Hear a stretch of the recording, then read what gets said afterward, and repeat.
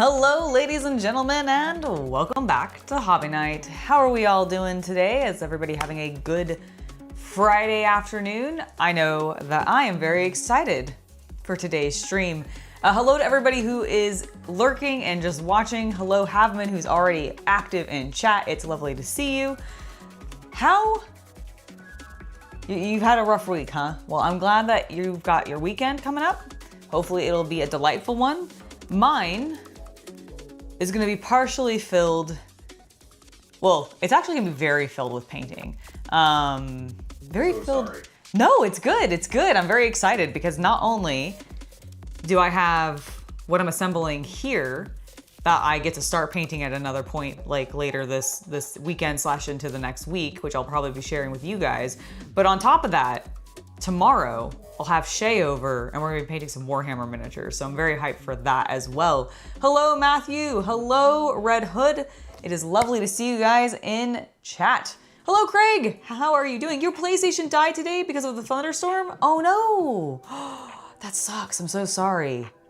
I really hope that you can get that either repaired or easily replaced. I am so sorry. Yeah, I'm very actually looking forward to my weekend. It should be very, very fun. I also have some robotics that I plan on doing. I meant to do some this morning, but time got away from me and I had a couple of other like work-related things that I ended up needing to take care of and took a little longer than I anticipated because I was actually able to get in contact with a few people and I was like, oh, all right, conversations are happening, let's go. And that took up more time than I anticipated, but I'm excited because I've been building robotics. We're gonna build some Gundam today. But before we do that, we're gonna unbox this entire package and look a little bit at the cards as well because I do think they're cool. And if you are familiar with or have played the One Piece TCG that also I believe is published by Bandai, this is gonna feel very familiar. But I think they've done from what I've seen of the card previews and everything, the cards look pretty cool. So without further ado, let's go ahead and jump into unboxing this lovely box. Now, if you guys are slightly confused as like, okay, why is this a card game, but why does it also come with miniatures? Because I didn't quite understand exactly like why these guys were here. What's happening? What's happening? What's in the box? What's happening is that Gundam Assembled, or Gundam Assemble, is what they are calling their miniature game, which is coming soon. This is a lovely preview for us to go, ooh, look how cool these miniatures are, because it's a miniature game. The card game is a separate thing. Now, I do think there is a way for you to, like, in theory, use these. The game had the first wave of promotional starter decks, which this is the second of? I think so. I think it's the second one or the third, I can't quite remember. Comes with the theme deck from the Gundam card game and comes with 3 miniatures that are a preview for the Gundam Assemble miniature game. Yep. So the miniatures have nothing actually to do with the Gundam card game. However, they do go, you can use them as tokens. Right. Because they are token units in the deck. So for example, your deck will probably have a token Tallgeese, a Tekken Leo, I said Tekken. You did say Tekken, a Tekken. It's gonna have some great fighting action on the PlayStation. Oh, excellent, excellent. But my point is these miniatures are technically for a different game, but they included with this as a promo and said, hey, you want to use them to represent your tokens on the battlefield, go ahead. Yeah, exactly, exactly. I do actually have a kit with the Zaku in it, but the one that I'm opening right now in front of your in front of your very eyes is the one that is based around Gundam Wing, because that was my diving headfirst into Gundam and falling in love with it. All right, let's go ahead and pull out. Ooh, okay, let's pull it out this way actually. There we go, so we don't accidentally lose cards or anything. We have, looks like some instructions, and then I'm gonna just gently set this box off to the side. I'm gonna even seal it back up so that it's nice and pretty for in case we need to use it down the line for a thumbnail or pretty like glamour shots or whatever. And then we're gonna gently slide it over there. All right, new to tabletop Gundam game. Oh, new tabletop Gundam game debuts. All right, lots of little links there for you to go and find out more information about it. What is Gunpla? It's Gundam plus plastic model kit equal Gunpla. I knew that. Ooh. You just know everything. Ooh. Look at the very simple instructions that we have. Honestly, that makes me like, I've been told these are push to fit. So I don't even know how much like plastic glue we're gonna need, but we'll see. So that is our instructions. That looks great. What I think we should actually look at first is this delightful deck of cards, and then we'll ogle our miniatures because promo card. Oh, I love when I get promo cards in a pack. Okay, we're gonna, I believe this is just a package to show you how to play the game, which, you know, not bad. I'll look at that later when I learn how to play. I'm gonna pull our miniatures out of their little plastic container, of course, and then set them over here. Because, first things first, I have a pack to open.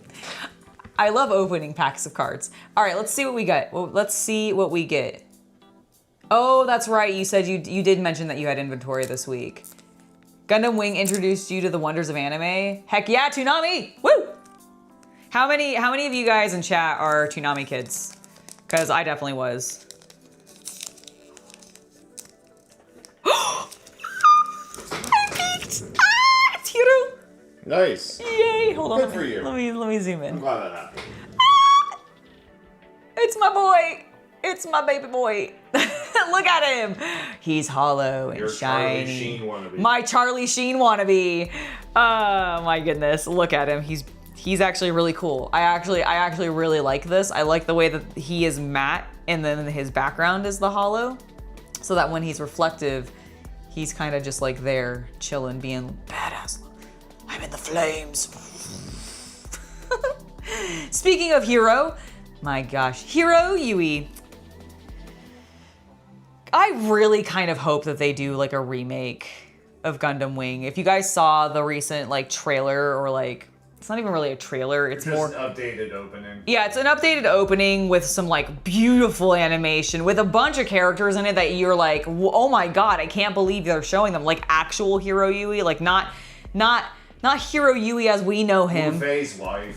Like, yeah, we see Nataku, who is Wu Fei's wife, and not in her mech form, but like in human alive form.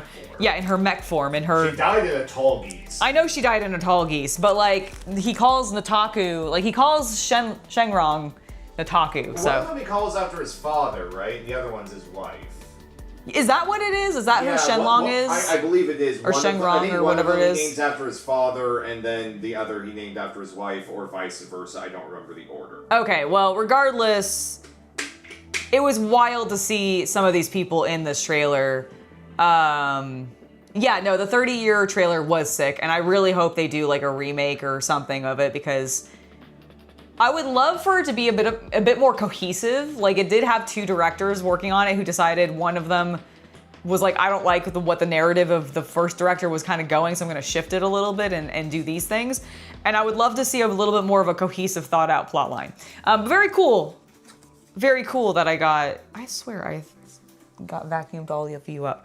That I got my favorite wing pilot in the promo card. So very happy for that. Now let's look at his Gundam. So on the back, I think there's like a little tear tab or something. It's awkward. It's plastic, so I don't really want to. Will it just slide out? Kind of. Hero. Okay, those go on the bottom, so we don't fuck up our order. Okay, there we go. It wasn't shifting very well when I was pulling it out, so I was like, I don't know if it will. All right, let's look at these cards real fast. Now, there are going to be a number of duplicates, so we'll kind of skip over the duplicates, because this is a ready-to-play deck. It's the launching starter deck. Exactly, it's the launching starter deck. And actually, to make it easier for me to hold, I'm going to actually set the resource stuff off to the side, because that is technically, I think, like bonus things that you get for your deck. So this is the actual deck itself. We've got a beautiful hollow wing Gundam. And we've got actually a couple of those. Oh, nice and honestly thick cards. Those thick cards that are wanting to stick to each other. Oh, Tallgeese! Dude, that looks like, look at the, I love. Check the mail. Oh shit, we did forget to check the mail. Okay, well, I'll do that after the stream. Yeah, I'll run out later. That looks awesome. Like, I love the, oh yeah, like that sheen. Hello, Luke, it's lovely to see you. Oh, I love the way that looks. So Tallgeese looks great. We also have Wing Gundam in bird mode, of course. Can't not have bird mode. Heavy arms! I was wondering if we'd end up getting, okay, I'm gonna set them this way so I can keep it in the same order. I was wondering how many of the different like boys we'd get in this. I assume we're gonna get all of them. So we've got 4 heavy arms. There is a lovely Sandrock. So little Catras. We got a Magnac, actually. That's cool. What? The Magnac, the one with the shield. This one. Oh, I never knew the name. I don't know the name of them like much either, but I recognize. Yeah, these are Catras, like manservants. Manservants.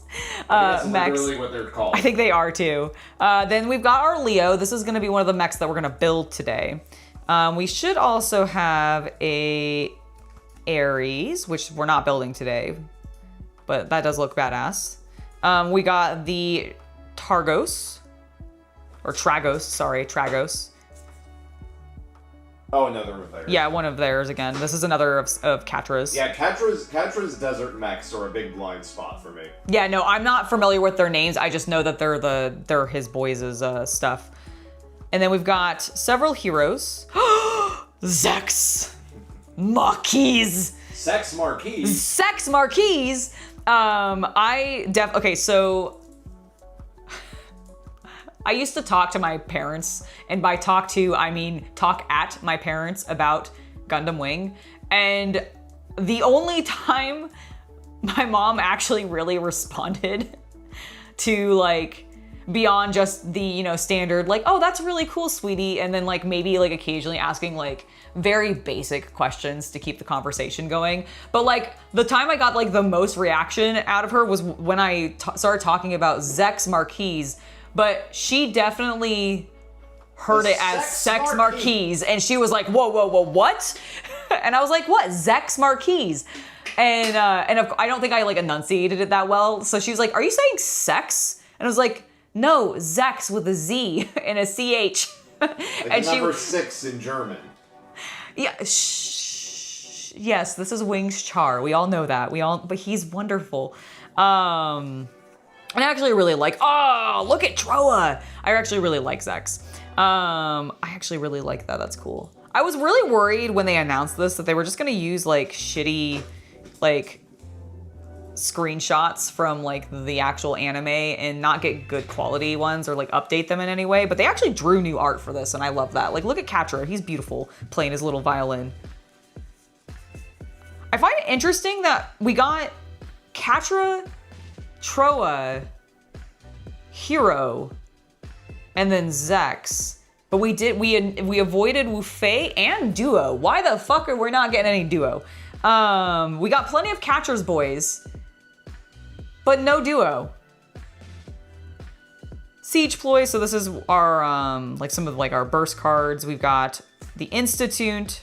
Oh my God. Huh. So I thought we were gonna get away with not having Relina, but look, there she is in tiny form. Tiny Relina. Tiny Relina is she being threatened by Hero in this shot? Did he just rip up her like invitation? God, I hope that's what this scene is. But there she is. There she is. Ooh, let me refocus. There she is.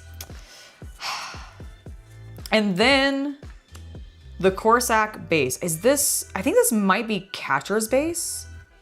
So that is what we got in our main deck. Then we have our resources, which I think just basically function as our mana or energy.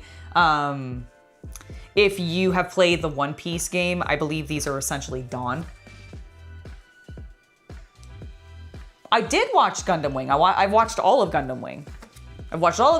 I've watched the movie, Endless Waltz, and then I actually have signed copies of a couple of the like OG Gundam Wing manga that came out, which where they originally sort of released all of the guys' backstories a bit more. It's where we learned about Hiro Yui, like the original pacifist Hiro Yui, and how our main character boy inherited it, etc.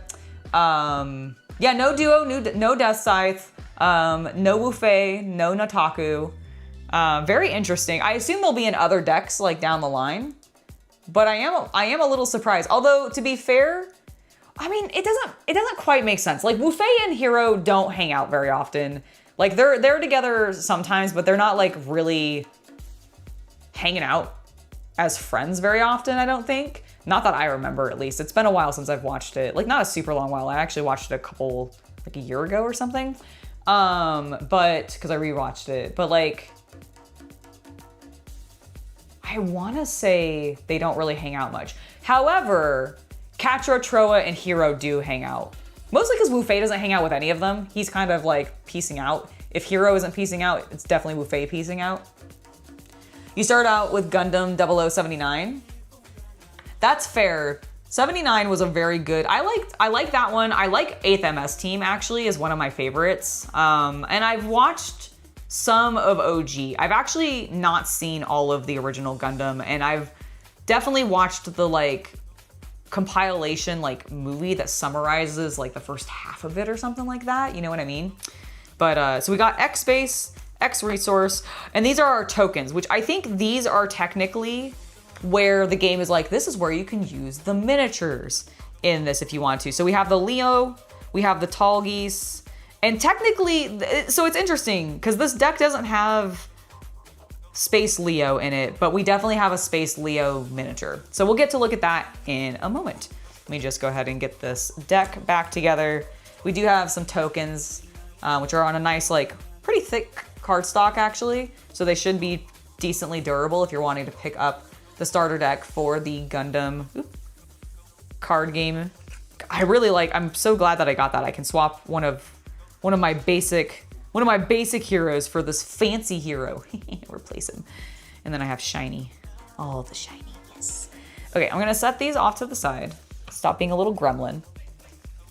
And we will actually look at the thing that I am even more interested in, which is the miniatures.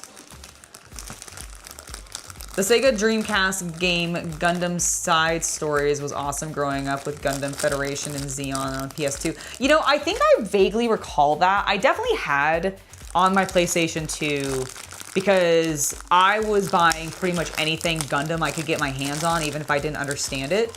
Well, so we're not painting today, Craig. We're just building some miniatures. We won't be painting today. But the color scheme for these guys is going to be canonical to what they look like in series. So we've got some pretty large bases actually. You know, originally when I hadn't seen them in person yet, I hadn't opened the packaging, but I had watched somebody else build and do actually some really cool like built up diorama style bases, like really heavily textured and everything. Very cool work. Who did some stuff, and I thought these were like Terminator bases, but they're actually a little larger than that. I think they're actually a bit larger. Now these are not to scale, I don't think, with your standard. No, they're definitely not to scale with like Warhammer, because a Gundam is way bigger. I think in the video actually, and I'll see if I can find the guy. Do you remember that video we were watching and about the Gundams, the guy who did all the little cool diorama bases? That was awesome. Do you remember what scale he said this like roughly ended up being? Because they're not like 40K scale or anything like that. They are. No, I don't remember. He did literally the fraction. And yeah, it was like 1 in like 3. He just measured it to the canonical size of the mech. Yes. All right, let's go ahead and set this bulk aside, and we'll take a look at our show first. It next to a Marine. True. I will show it next to a Marine. I can also show it next to the 144th scale, 135th scale Tamiya kits. Because I have some of the figures there too. Because the figures in that are the same size as I think these Gundams. Which just goes to show you how different they are. So this is our Space Leo. That's what we're looking at right here. Or at least part of it. That's why his legs are spread, and I think he's gonna have like an upright position. It'll be really cool. So we've got that one. Here is our other Leo. God, it looks good. Honestly, they're very clean, but have some really nice grooves in them. Like there's some nice little details. Here, I'll show you in a little bit closer. Look at the detail work on, for example, the leg.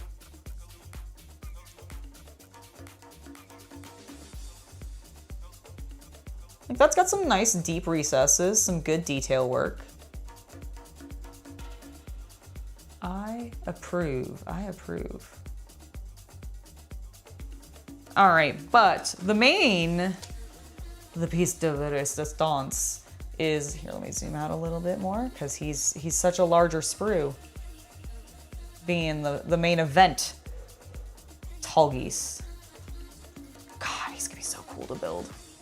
Now I don't remember exactly, let's see, this is, just says Tallgeese. I assume this is the first edition, like rendition of Tallgeese, because there's actually multiple of them. But I assume this is Zex's first version of Tallgeese. So I think with that, let's go ahead and start building them. Let's go ahead and actually start building these wonderful, wonderful, awesome Gundams. You know, it may be, it's not a content creator that I'm actually super familiar with or have watched regularly. But we happened to be just looking at other Gundam content and we saw that he had done something. So it may have been Boyle Hobby Time, but I'm not 100% sure. All right, I think we're gonna start. Actually, we should take a look at our instructions and see what we're looking at. I think we're gonna save Tallgeese for last. So I'm gonna start with our Space Leo. Space Leo. Leo of space. Leo of space. Leo of space. Space Leo. All right, let's clip out. It is so strange to me a little bit to like be doing this because obviously this is a normal part of building Gunpla, clipping them out, but it's gonna be such a different process.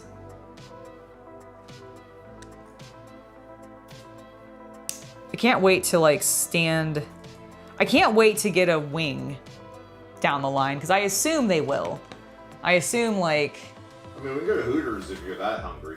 Oh my gosh. Well, I have to put on my outfit first. Okay. Okay. But like. You don't work there. Is Hooters even open anymore? I thought they were like going bankrupt. I have no idea actually. I have no idea. However, what was I actually trying to say before you made a silly joke and completely distracted me? How dare you? That was an insightful observation. Insightful observation. I think it must be him because the guy, if he did like some really cool like cork and like styrene like builds on his bases and everything to do space bases, then yes, that was absolutely his stuff and really awesome stuff. Like I would highly recommend you guys go check him out because genuinely was very inspired. I thought it was very cool what he did.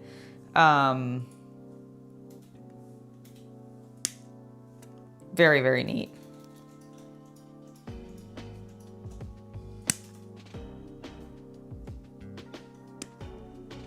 Okay, pretty, like honestly, they're coming off the sprues pretty clean.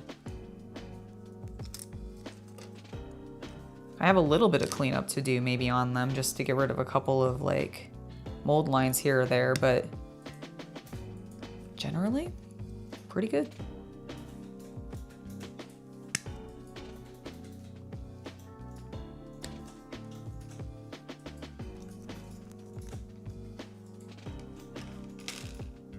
Oh, they filed for bankruptcy. Is that what it is?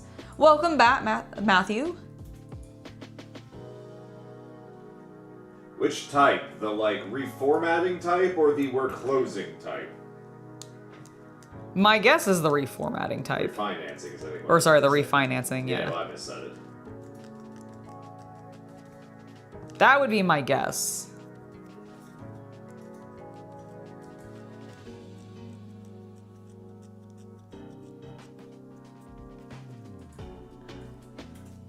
And you're not wrong, Luke. I am definitely one of those people that sometimes when I go into certain shops, especially if I know something about it, like a hobby shop, for example, people will think that I work there because I'm knowledgeable. Although my favorite thing at this point is I always let her go into game stores like 3 to 4 minutes ahead of me, and I'll just stand outside and take a vape or something, just to see how the staff inside respond to her entering. That's true. That is true.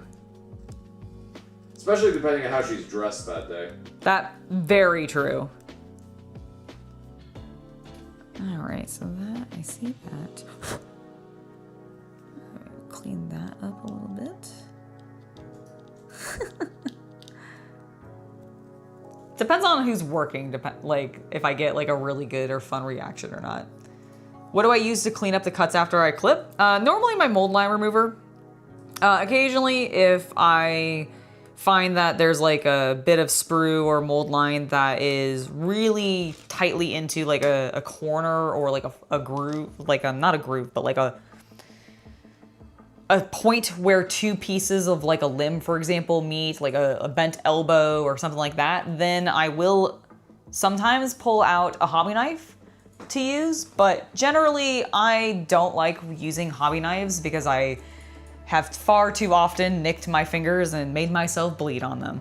So I don't like to use them very often, but I will if I feel like I need to.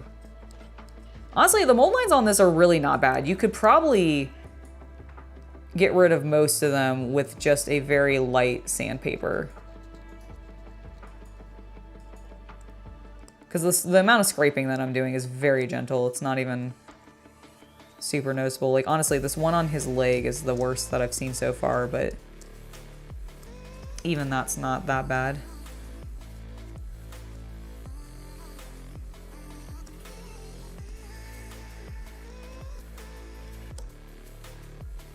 Let's make sure to get that. Chapter 11. There you go. I don't know which one that is. I believe that's the refinancing one. That makes sense. However, that normally means they still close a lot of locations. Yeah, no, that's very true. Because I think Chapter 9 is the bad one. Well, Got it. They're both bad, but you know what I mean. Yeah. The one where they ain't coming back. Yep.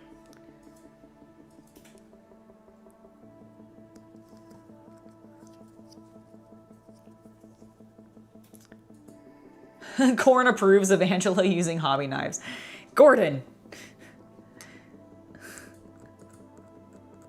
Don't give me a reason. Blood for the blood god. Wait, no, we're dealing with Gundams today, guys. Gundams. Get your mind in the... Warhammer is tomorrow with Shay. Yes, Warhammer's tomorrow with Shay. Get your mind into the Gunpla. Get your mind out of the gutters and into the Gunpla. Into the cockpit of the gun. Get into the Gundam, Shinji. Get into the Gundam, Shinji. Wait. Still wrong. But No, I'm pretty sure it's right. He's not in a Gundam. Shinji? Whatever. Get into the Gundam, Amuro. Get into the Gundam. Amuro? Yeah, I mean, you just gotta slap Amuro. It's fine.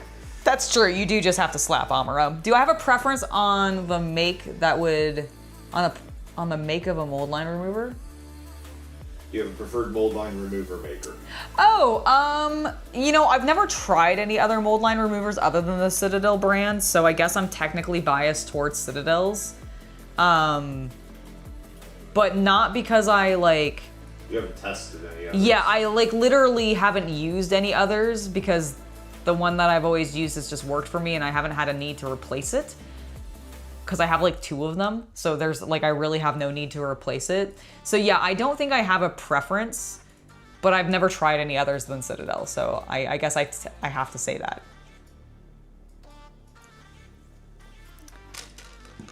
Where was it? There we go. Actually, not this one. I want the sharper one. Where's my sharper one? The one with more risk.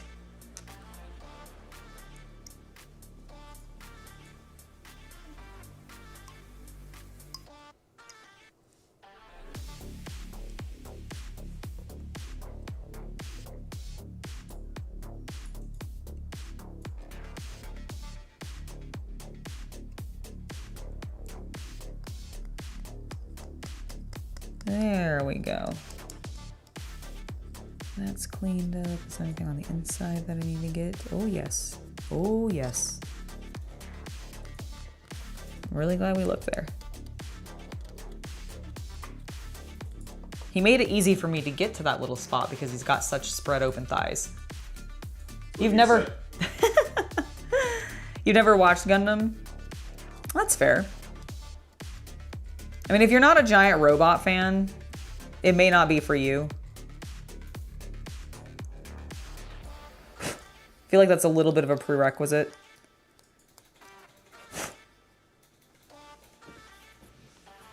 How did you watch Toonami and avoid Gundam, though?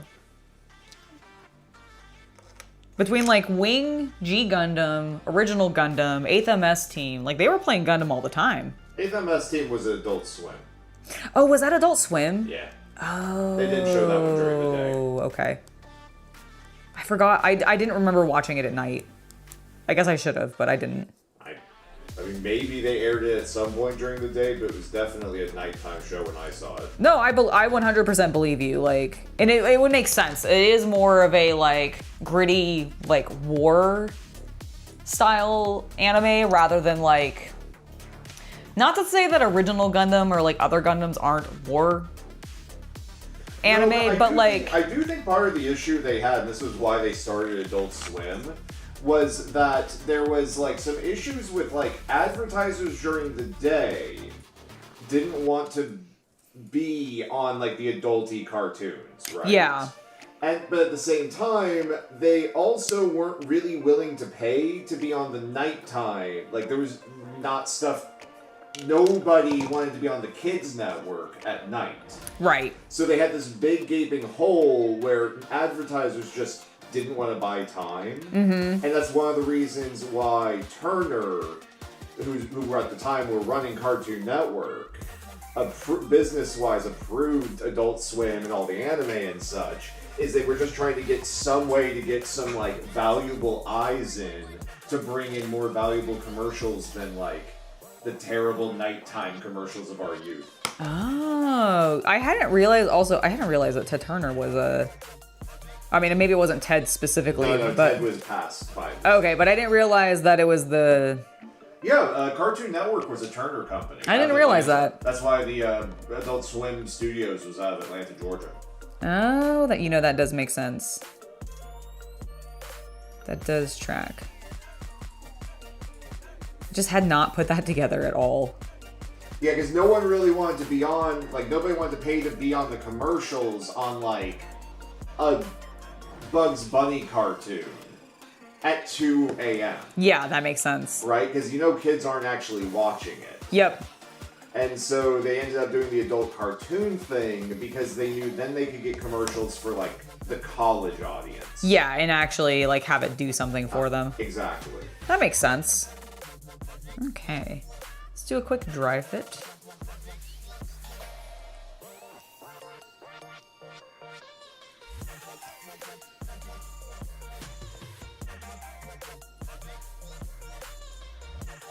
Interesting.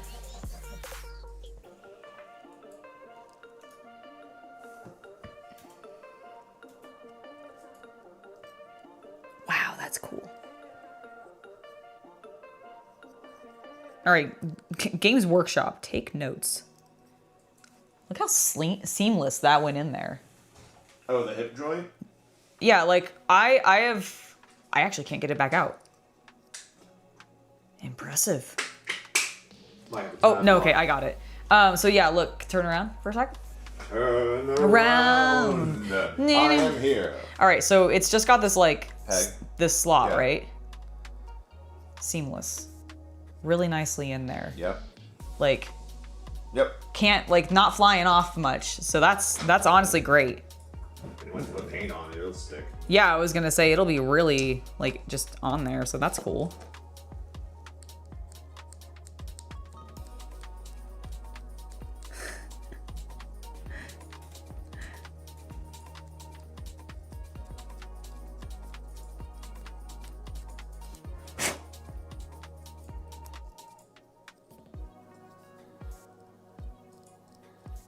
Can't wait to take these into my IPMS meeting tonight to show them off. Oh yeah, I forgot that was tonight. Thanks for remembering. Yeah, no problem. You were looking at your calendar. I was, and I've also been thinking about it since yesterday. I'll be all alone. No, I'm sorry. Oh, now I feel bad. Now I can't go. No, because then I'll guilt trip you for not going. Well, you're guilt tripping me now. I'll guilt trip you as much as I want to. Okay, well that's fine. Oh, I didn't clean that up at all. Chat, why aren't you letting me put this together and not clean up this gun?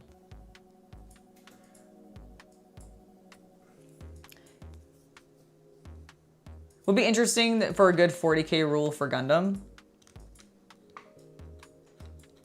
Well, that's kind of what what Gundam Assembled is meant to be. It's meant It's to gonna be a hex-based game. Yeah, it is, but I mean, I assume it's still going to be inspired by multiple war games here, and you can't make a war game modernly without being inspired by GW in some capacity. I bet someone could do it. I mean, maybe, but I just feel like inevitably someone's gonna be able to reference like something tied back to that just because like it's so prolific.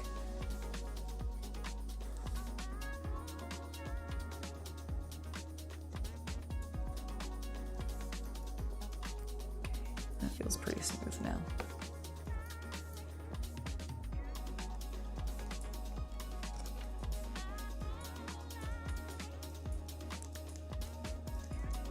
Besides, it's only fair. Gundam, like, absolutely should steal something from GW, considering I feel like the Tau are basically just, like, them going, ah, yes, Macross. We see that and like it. I remember when Tau came out and all the anime fans were so excited. Yep.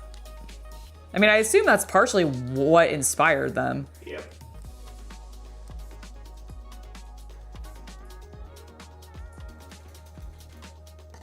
Is Games Workshop going, huh, that anime stuff sure is popular with the youth. Can we add some of that into our world? No, magical girls don't really fit. Well, what about the suits? Dude, magical girls in Warhammer would be hilariously good if it was actually done well. I know. Imagine Sisters of Battle, but like magical girls. Yep, I can see it. It's so... I can see orcs. Oh my god, yes. Yes. Like it was a Gorka Morka kind of thing. Yes, I love it. In the name of Gorka and Mork, I will punish you. Whoa! Let's get to Crumpin. Let's get to Crumpin. Oh my god. Okay, now I need this to happen. Flash kits, please.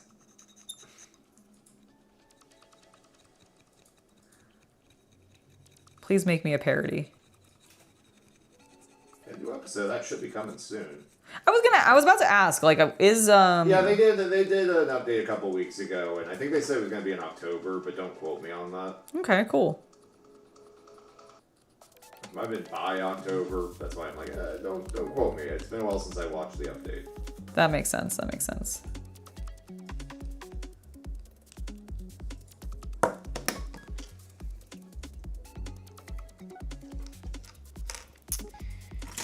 Why am I suffering like this?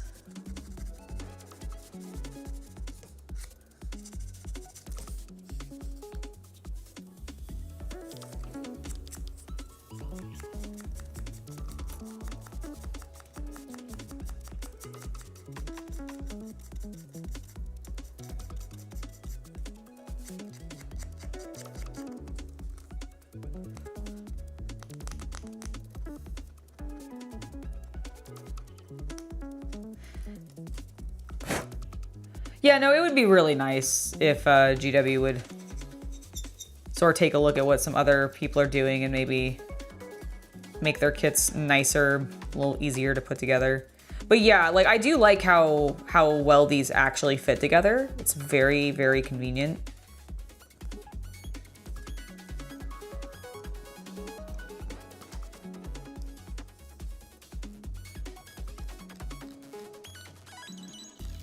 I'm really curious, because of Gundam Assembled and this coming out down the line, whether or not we are going to see a lot more overlap finally happen between actual Gunpla, like tools and creators and all of that kind of stuff, mixing in with the miniature makers and like creators and like those kinds of tools and such, because there is so much overlap, and it's always been very strange and very kind of funny to me that more people don't mix and match those tools, ideas, techniques, etc., because they are so interchangeable. We're all just working on scaled down, tiny plastic versions of Things. real life things that we like. War machines. That we love. So why not borrow from each other more? I want to see Games Workshop create a model that has movable joints, because they have followed suit on what like Bandai can do now with some of their like really high-end Gunpla. Dude, this thing doesn't even need glue. I mean, most Gundam doesn't anymore. I know, but like I'm just impressed by like how well this. I mean, I know it's still a Gundam. I mean, technically it's not. It's a Leo, so it's not a Gundam. But like, it just went together so well. Now the question is, do I drill the barrels out? Would the barrel be drilled out in this one? Leo? Yeah. Yes. Okay. All right. Well, Fire bullets. You heard the man. I just hooked my toe into my fishnet and pulled. It's fine. Is that bad for your toe or for the fishnet? More for the fishnet. My toe is fine.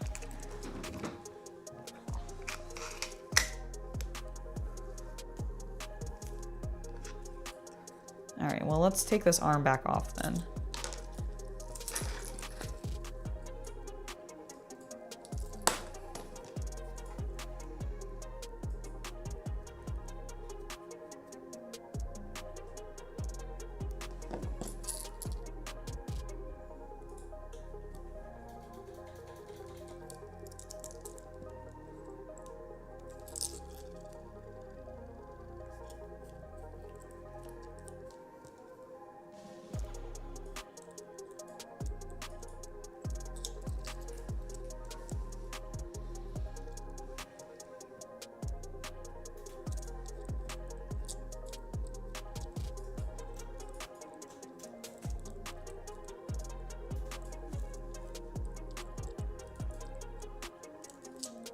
I know, they get blown up so much. All right, let's get a little bit of a larger bit.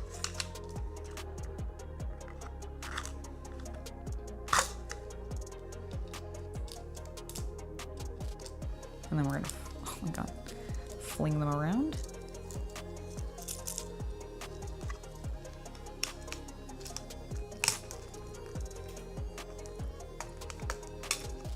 Oh, Army Painter, how I hate this container. Every time, there we go. There we go. Listen, they're meant to be fodder, okay? They aren't made of Gundanium.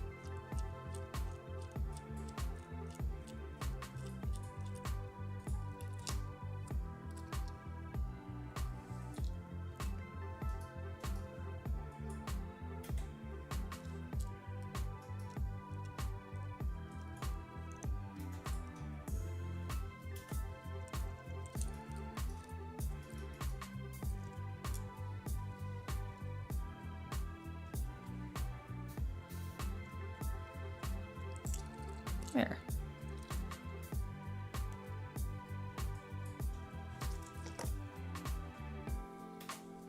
Let's see.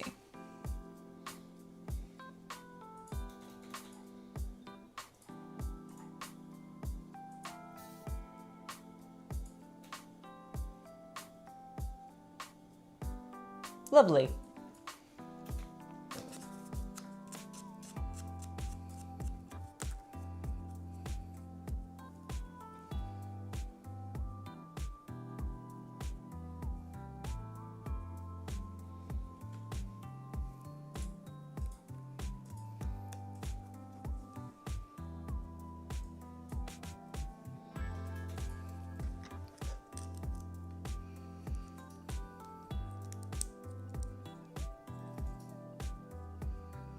Yeah, like the only place that maybe a little bit of glue would be useful would be like maybe right there, just to secure this little peg in there. But honestly, I'm not even sure it needs that. And everything else seems pretty clean, so I'm feeling good. They're actually pretty nice. I like the little hobby drills.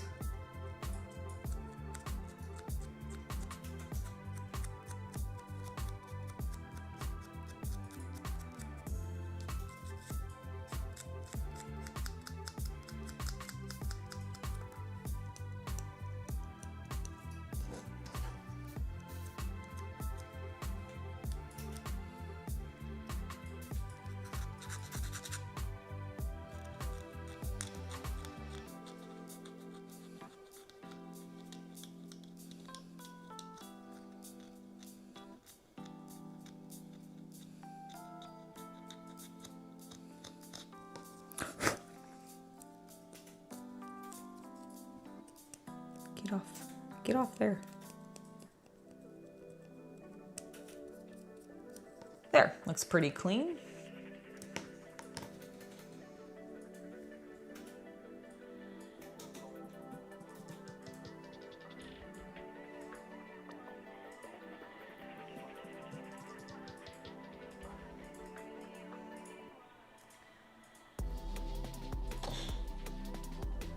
There we go.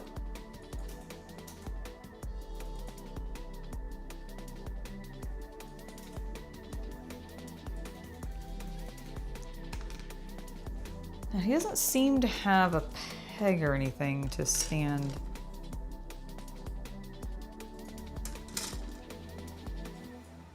Up. How exactly? Oh, I see, okay. I actually need to use this thing.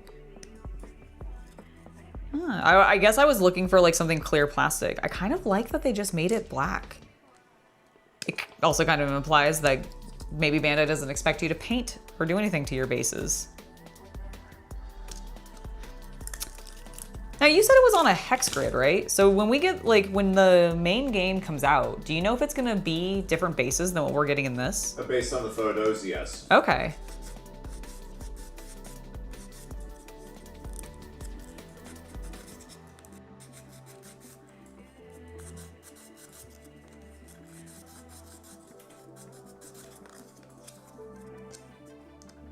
I see, so that goes in that, and then, oh, all right.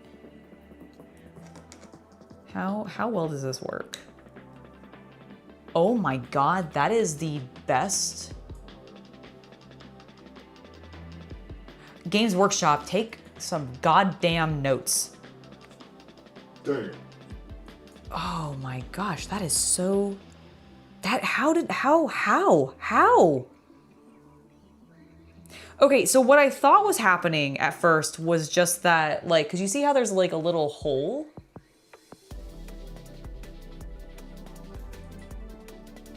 Can you tell? Okay, there you go. So you see how there's a little hole there? I thought there was maybe gonna be one on both sides, but there's not. Because what I thought was maybe that there was gonna be in this little groove, like the slightest of little nubs to hook into that hole, but no. It just, that is just such a good fit. How are they doing that? Japanese plastic. Folded 10,000 times. Dude, I actually think you might be partially onto something because legitimately that, like, he's moving a little bit, but like genuinely not falling off. How? Like that, like I had to really shake him to get him to fall off. Well, good. Don't like ruin it. No, I won't. I'm just like, that's genuinely mind-blowing technology to me. Mind-blowing technology. Thank you. Yes, exactly. Exactly. Like holy moly. The mole that is holy.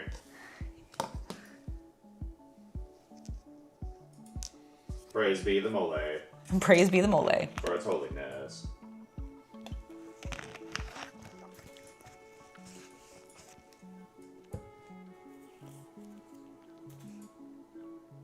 Yeah, like no glue needed at all. I did not use glue at all on this. Man, that is like, that's really good. Okay, we got our first boy built. Let's build our other Leo. Same process. Snipping things out. Snip, snip, snip.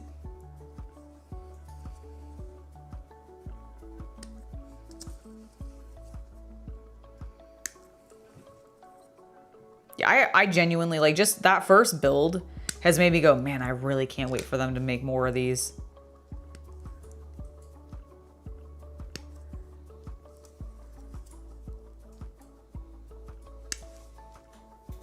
It's gonna be sweet.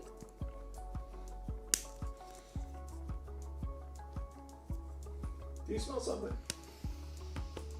I do not. Okay. What are you smelling? I thought I smelled something, but Okay. don't worry about it. Probably nothing. Now I'm worried. Why? I don't know, because now, I don't know, you won't tell me what you smelled. I smelled what may be cat poop. I understand. I And was that's simply asking for that reason. Sorry. and I can't smell it, but normally when you smell it, that usually means that she's done something. So I'm now worried. Well, I'll go check in a second. Finishing this 11. Of course, of course. All right. Clipped out, we're ready to go. Spartan FX Trading, we are doing quite well today. Thank you for asking. Building some Gundam, but not your normal Gunpla, the tiny kind. Because I was able to find some of the promo releases for the Gundam card game that include the miniatures. And so I am building 2 Leos and then Tallgeese today. We haven't built Tallgeese yet. We've built our Space Leo, which looks amazing. 0 glue needed. Very easy cleanup. Minimal mold lines. Like, frankly, couldn't be singing Bandai's praises more right now.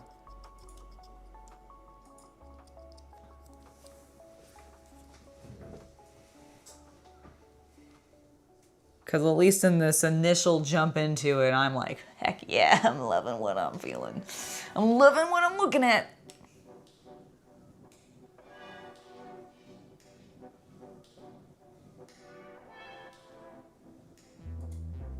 Keto bioweapon release, absolutely. Absolutely. Where did I find them? I actually don't know where we found these. Where did you pick these up, sweetie? TCGPlayer. TCGPlayer.com. So if you're familiar with them, if you play Magic or Pokemon or Yu-Gi-Oh, you probably are because they sell a ton of them. But yeah, they also have the, I don't know if they're gonna end up having the Gundam Assemble stuff down the line because TCGPlayer is mostly focused on card games, hence the TCG portion of their name. But at least for right now, while they're available, they at least have these starter kits because they come with the card packs. Hello, Bad Rabbit, it's lovely to see you. It's lovely to see you. Your Gundam Sword Strike minis are already assembled and primed? Heck yes. Which ones did the Sword Strike set come with? Because that's the with the sword, but I don't remember. I was gonna say those are like that set is from when I basically kind of was no longer watching Gundam anymore, so I'm less familiar with it.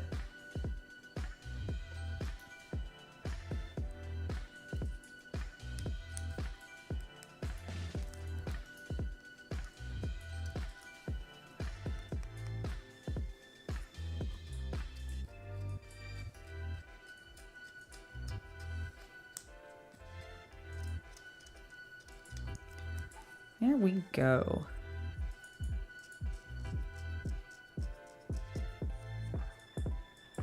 Oh, are they all from Gundam Seed? Okay. Yeah, I never watched Gundam Seed, which, you know, you would think that I would because I'm actually a big fan of Clamp, but I really didn't like mixing Clamp with Gundam. It just didn't work for me on an aesthetic level, and I never really got into the narrative because I did not like the main protagoon in Gundam Seed, like the dark-haired boy with, I think, red eyes or something like that. I don't know. He looked very emo.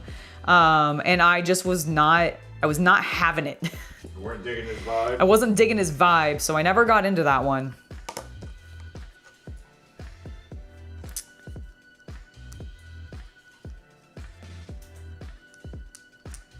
Which I just feel very, like, you think it'd be funny because, or you think it'd be my jam, because I really, really like Clamp's work. I just didn't like them doing Gundam. I was like, I don't know if I need your tall, lanky characters in my, like, mecha series. It doesn't quite vibe with me. Tall people can't fit in mechas. You heard Angela here, folks. Well, why else do you think they use 14-year-olds all the time? Oh my god! Hey, Neo. How you doing? How you doing?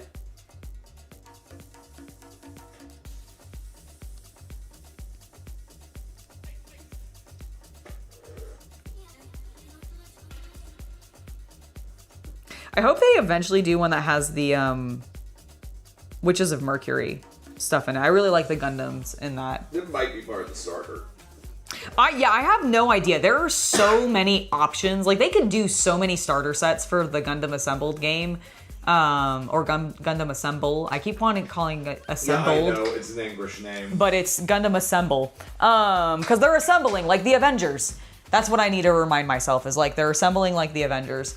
So, like, yeah, I feel like they could do so many different things. I'm very curious to see what the actual starter sets look like and what combos of characters and Gundams they put together, just because what I might imagine would work well as a Western audience member of Gundam might be very different from what Japan themselves goes, this is gonna work best for like our global market or like our main market, which might be the home market. Like, I don't actually know who their actual priority, like I don't know who Bandai's main priority is when it comes to this game. Like, I don't know if Gundam Assemble is meant to approach and be popular in a Western market to sort of take and draw people in from like Warhammer and other wargaming into Gunpla, or if it's them going, let's just get in the miniatures now because this isn't really a thing as much in Japan. Like, I know Gundam, or I know GW is in Japan, but I feel like there isn't much else miniature-wise, and so I don't know if they're just trying to get into that market within their own home territory.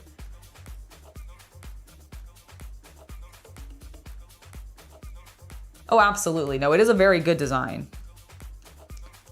And the concept works really well, absolutely.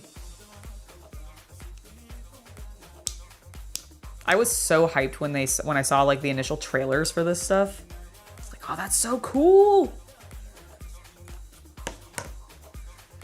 All right, let's see what we can do here. Slide his butt on. Whoop.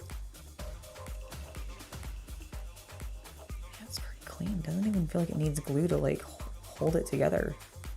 Just a nice seal.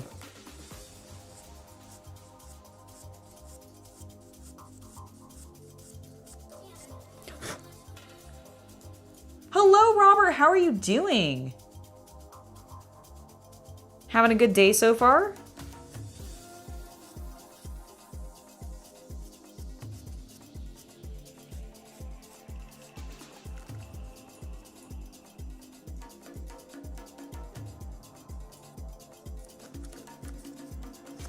Hopefully you are.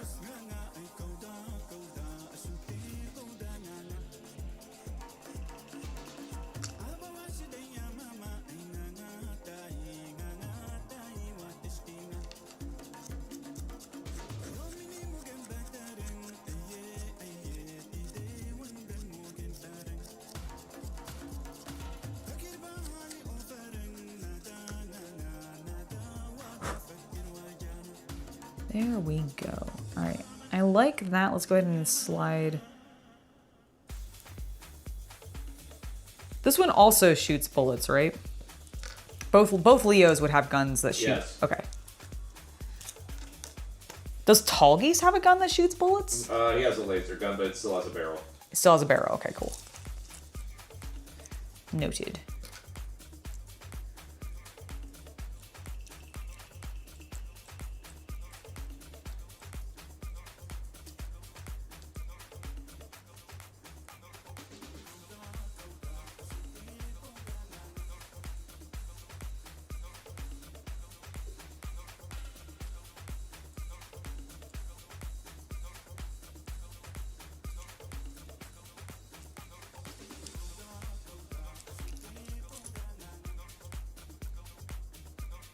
Well, thank you.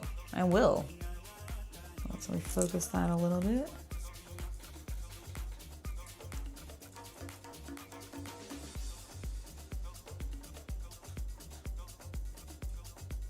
Good night, Matthew. It's lovely to have you here. Thank you for stopping by.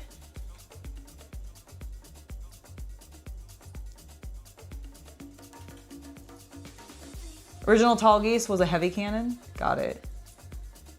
Yeah, I couldn't remember exactly.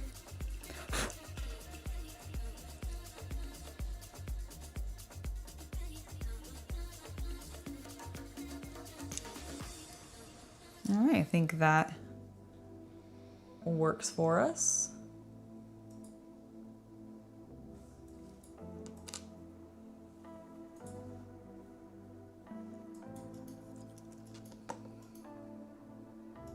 That's true, you're right. I could just drill all of them so that they all blend together, regardless of I mean, lore. even if they're a laser cannon, they're going to have a barrel. Yeah, no, you're right, because a laser has to shoot through them. Gotta come from somewhere. Yep. And exit somewhere. More importantly, in that case. Butthole. Oh my god, in the butt? What? What? Now. All right, let's see how, this is gonna be the true test. Wow, that worked so well. Holy cow.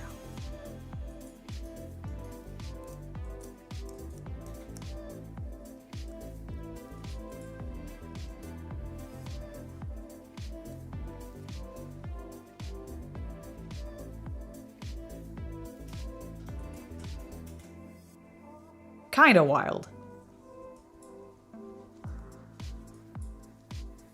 He just stays together. No glue. Honestly, the best and easiest fit I've ever had to do with a push fit.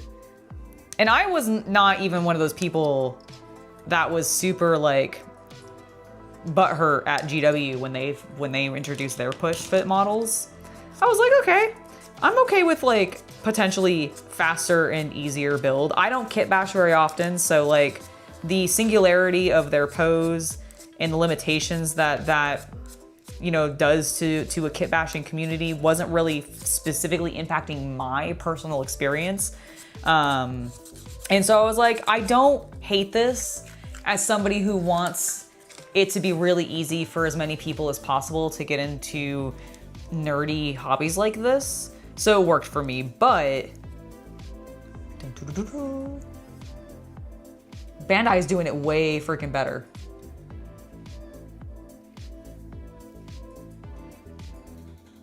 Aw, well, thank you. I'm glad I'm making you guys proud by drilling out the barrels. You big frackin' nerds. Look at our two Leos. Look at them. Aren't they beautiful with their drilled out barrels? Look so handsome.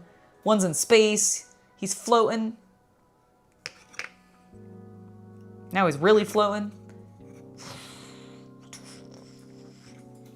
It's cool that he's movable, actually.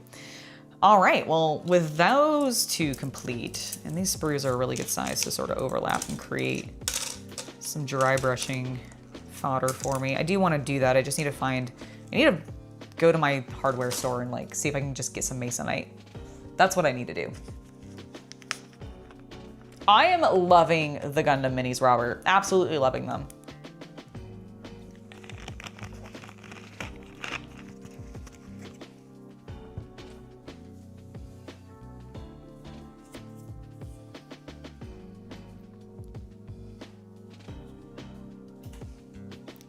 Okay. Let's get that over there. Tallgeese. Dude, it looks so cool. All right. Let's sort of do this in pieces a bit more.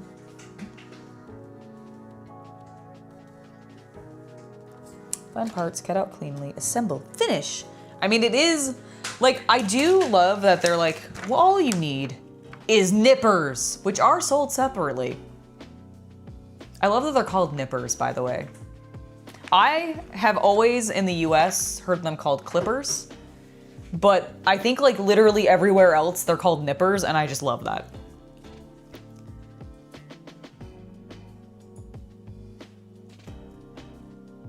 It's just very silly to me.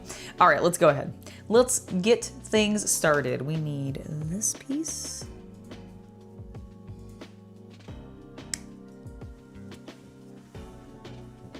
What is the thing on top of, like, I believe it's on, like, Roman armor most often is what I remember it from, but there's Plume. like, is it a plume? Is that all it's there's called? There's a Latin word for the plume on the top of the helmet. Chat, tell me the Latin word for the plume on top of the helmet. Because I want to, that's what I'm looking for. I'm looking for the Latin word for it. Because I love Tallgeese's plume, or whatever that is called, and I want to call it appropriately.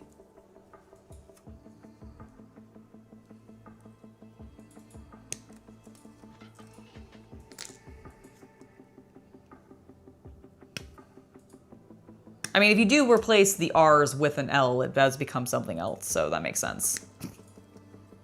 Which is why I also kind of find it funny, because I am very mature. It is not officially called a mohawk. I love that you think that, and I appreciate you, Facele. Hopefully I pronounced your name correctly. But I don't think it's called a mohawk. I don't think in Latin, back in the Roman time, they were like, Latin word, mohawk, Latin word. S2 Mohawk Atium. I don't know. Is it called a crest? Is that, or a crista? Now, Krista sounds Latin. That does sound Latin.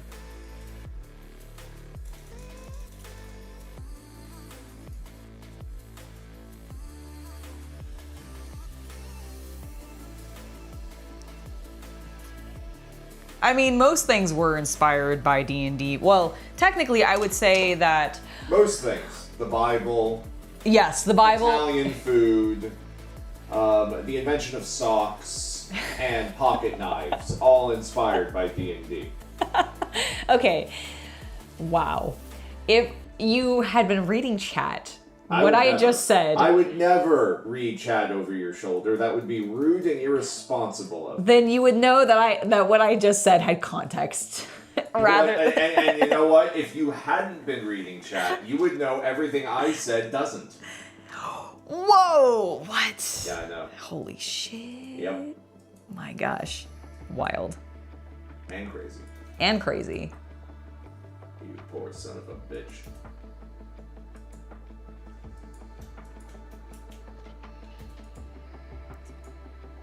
Panache is another word for them apparently as well. Interesting. We're learning so much. As we normally do on my streams. You guys didn't know you were getting an education. I'm scared. Secret education, an edumacation stream. I've already clipped both of those. What is connected still? The head. Oh, they actually put one on top of... Oh, well, I guess it's not like the full connected head. Okay, fine. It's okay. What was that? It was just a miniature box falling over. If you had not been looking at what you were doing like I would, Angela, you would know. What? I'm saying words. Okay, I can tell you're just saying words. Isn't that what communication is at the end of the day? It is, it is. Ah, Theosius, thou art wear a mohawk to this fine dining. No, now you've made them Shakespearean. Now you've made them Shakespearean. And you know what? Maybe Shakespeare would use the word mohawk, so I accept that. That was a lovely flip I did with this. Good God, you freaked out over the sound of a fucking box gently falling to the floor. You gave me a goddamn heart attack with the sound of your fucking clap. You asked for a round of applause. I did not ask for a round of All like, applause. praise me, I flipped something. I did not say praise me, I flipped something. You said, might I tell you, what you said was, bring your cleavage over here. All right, so what you said was, I flipped a bitch, praise me, chat, praise me and give me money, I am Angela, I am all powerful, that's what I deserve. This is basically what she says all day when she's not online. First of all, that is not what I say. Offline. When I'm not online. How dare you? It's more like, oh God, I really hope I'm doing a good job. I really hope they like me well enough. Like, do you think I talk too much? Do you think I'm talking about like good things? Am I going too fast? Am I going too slow? Am I not talking enough? Am I talking too little? Have I got all my projects done? Have I talked to enough people? Ah! That's more what happens when I'm offline. I was just trying to zoom in. Did it work? Not really. Okay, I'm so sorry. It was way too fast. Well, okay, see, now I can panic about that later. Ah! Jesus Christ, could you stop screaming? I will when you do. I can't. I don't have volume control like you do. You actually have volume control. Use it. I don't. It's like a double standard. It is a little bit, but I'm working on it, okay? Oh, mercy. Oh, mercy indeed. We have a good time here.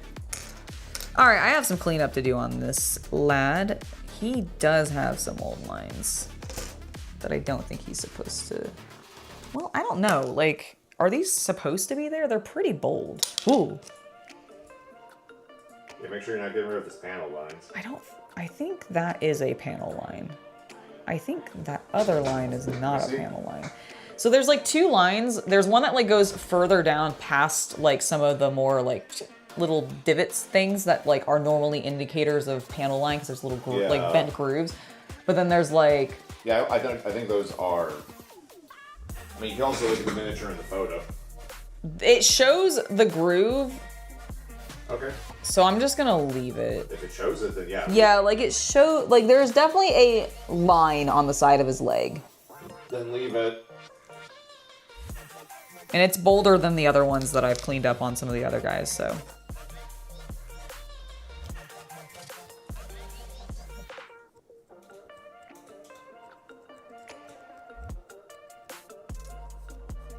Yes, happy Friday, everybody.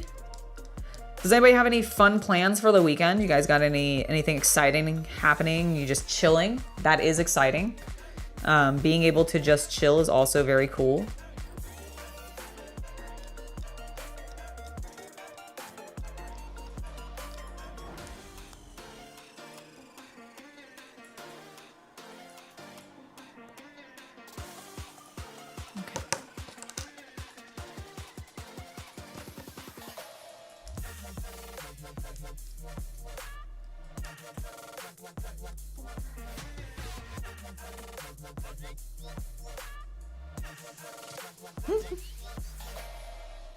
This happens when you become a regular in I think a group's chat. You guys get to know each other and then you start like looking after each other. Making sure everybody's eating, everybody's staying hydrated. We're all getting our proper nutrients.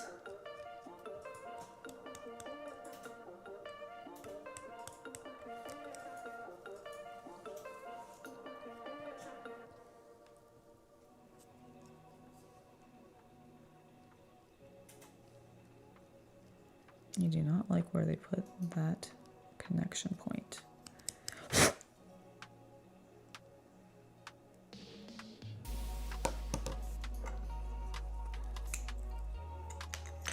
You're gonna eat a veggie dog all weekend, assuming the grocery store delivers what you order in time. I hope they do.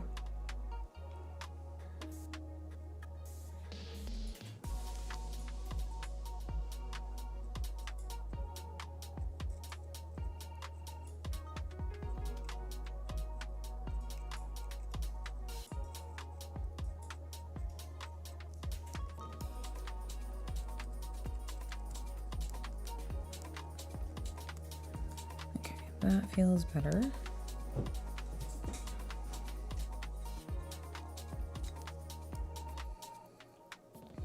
That feels fine. Smidge of cleanup there. Okay, let's start fitting him together. First of all, we've got that knee.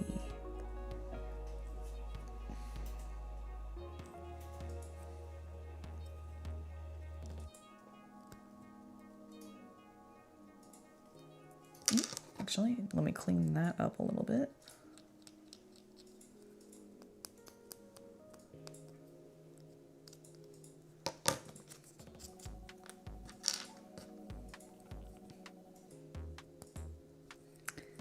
There. All right. He's ready to knee you in the face. You got 16 new minis primed this weekend. Grey Legion slowly becoming black. Let the galaxy...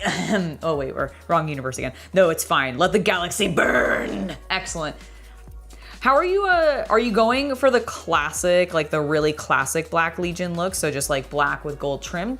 Or are you doing anything fancy? Yeah, fancy to like vary that up and make them a little bit your own. And it's okay if you're doing one or the other. So I'm just kind of wanting to know exactly how you're going to paint them. Tell me about it. All right, we've got his leg pressed together.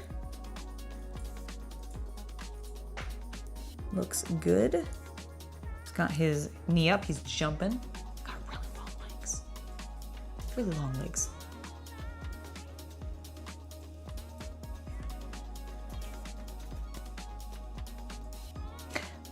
Let the grass grow and just call it a nature garden.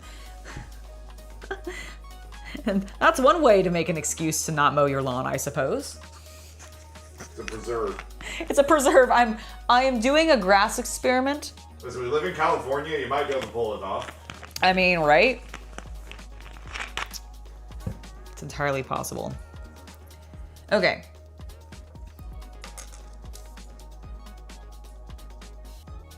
Oh my god, that's his tiny face. Oh my god, this has his tiny face on it. I hadn't even realized. Hold on, let me see if I can focus.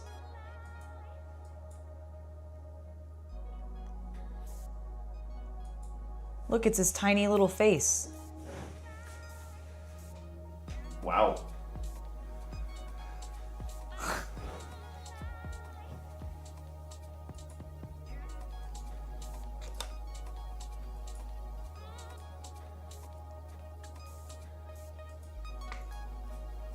Okay, now the question is, how easily does this go in and stay?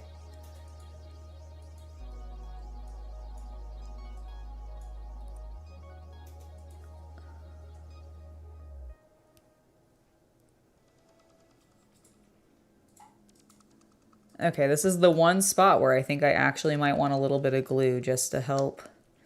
Actually, is it because there's some buildup on the back of this that he's not fitting in quite as well as he should be?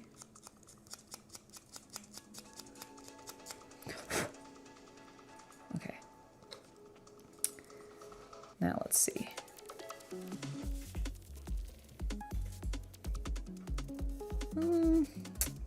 No, I think there's still a little bit of a gap happening, which, you know, honestly, considering most of these miniatures have not needed any glue at all yet, pretty good.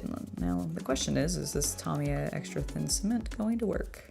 I think so. Can't imagine why it They're wouldn't. injection molded plastic. I think it works. Yeah, I thought so too.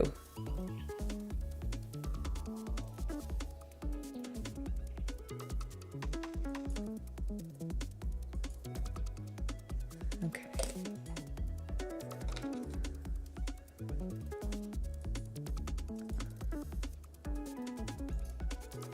Oh yeah, that's working. Cool.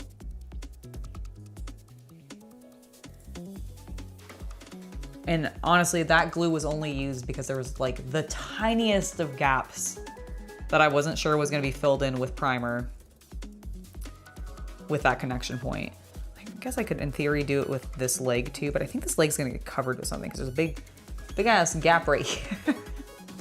In fact, it might be this, now that I say that. In fact, it is. Cool, that's what I thought. Beautiful skirt. All right, do you want to do a little bit of cleanup here?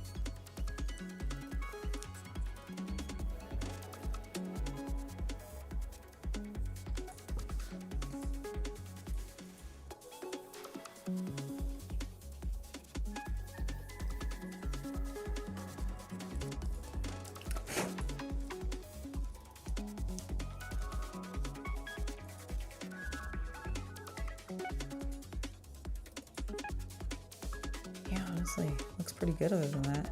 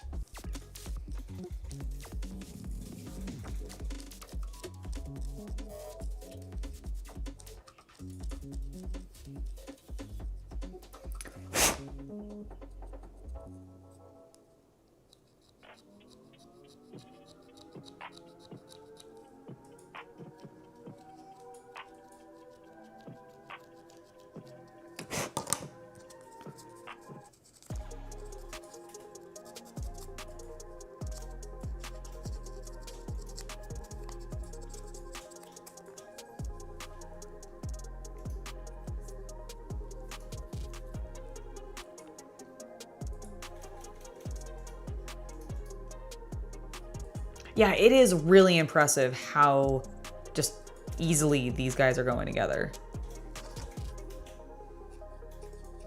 Like I'm genuinely impressed by how well the push to fit works. Cuz I've had some Games Workshop push to fit models that have gone together really seamlessly. I've also had some that just go together terribly. And I mean, I've only built 3 of these models so far, but I have another 3 that I'm gonna build after I'm done with these guys. And frankly, like, probably some of the easiest and best build experiences that I've actually had in ages. Just, they're smooth, the instructions are extremely straightforward. Zero complaints, really. Zero complaints. Refocus a little bit lower while I have my hand braced down. All right, let's get C5 and C9 together.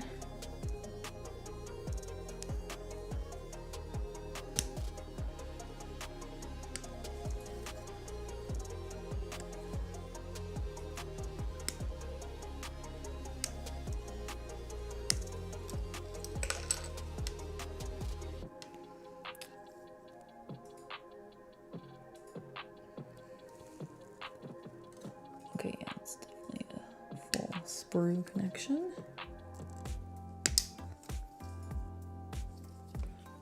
I also like how they're doing this. This is something that I actually think Tamiya could take some notes from.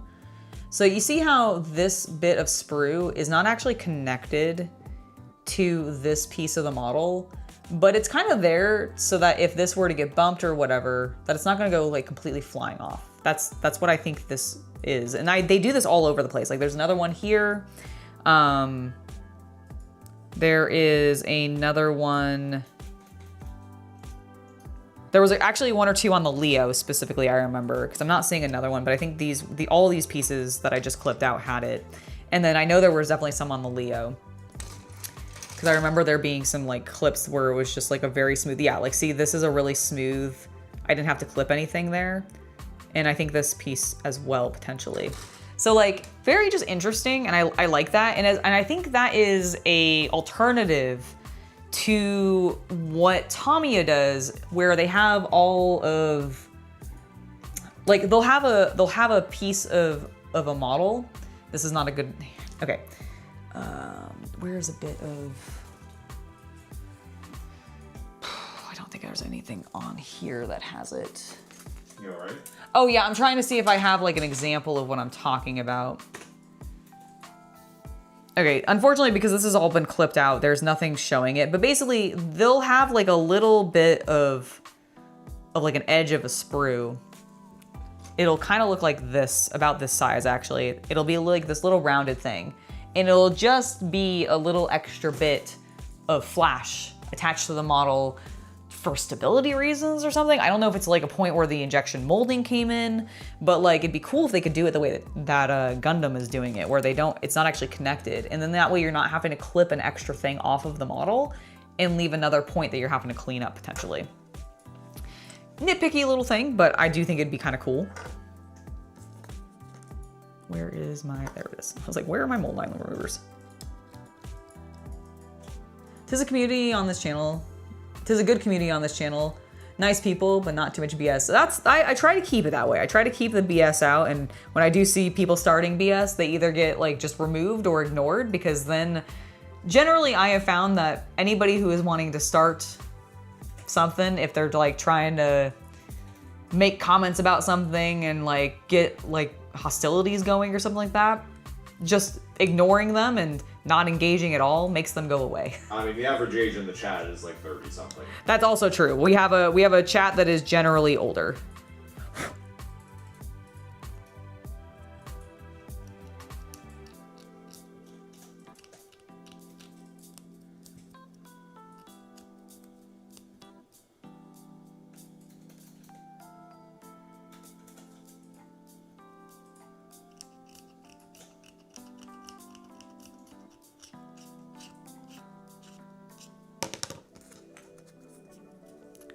Oh yeah, Godhand makes really good nippers. Not sponsored by them or anything, but yeah, I've been using them for a while and I really, really like them. You're not old. It's fine. Like my average is like between the ranges of like 35 to like 55. That is the age of like my top watchers. So you're good. Craig, don't even worry about it.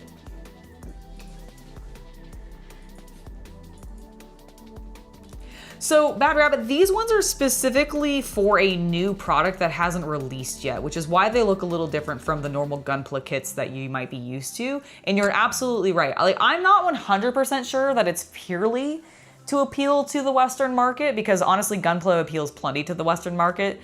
Scale model kit makers, like, know of Gundam and they enjoy them, or builders rather. I mean, let's face it, Southeast Asia and the Asian market of young nerds is a much bigger market coming up than the West is. Yep.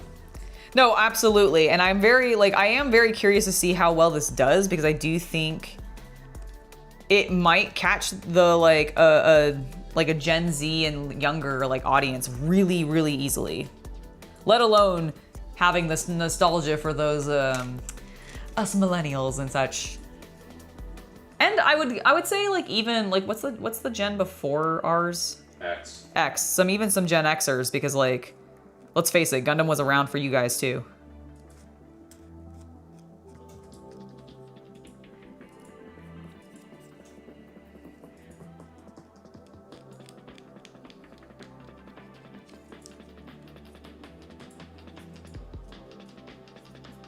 For Bretonia, for the lady. Yes, warded. Well, not today. Today, well, I mean, ooh. Okay, warded, you gave me a good idea though. Because I had been thinking about like, what can I do for future like concepts to base my Bretonian Knights colors and such off of? Gundam would be very cool. I could do a Xeon one. Oh, and then I could use the Xeon flag symbol. Ah! Okay, I'm sold. I'm definitely doing that. I actually really like that idea. I actually really like that idea. Cause like, when else am I really gonna be able to paint the Xeon flag safely? Oh my gosh. No, I wouldn't be able to use it in the, like, I actually have a wall banner that is the Xeon flag. We have a Xeon flag. Yeah, we have a flag of Xeon. It's from my college dorm. I love that thing. We don't put it up though, but imagine if I painted a Bretonian Knight in Xeon colors. You already did. That was the first one. Oh, you're right. They're red, black, and gold. God damn. Okay, well, what if I did another one, but I did the Xeon flag like on like. That would be cool. I do like the idea a lot. It could be a revisit. I could also use different reds because I could go more pinky with it because. Brain.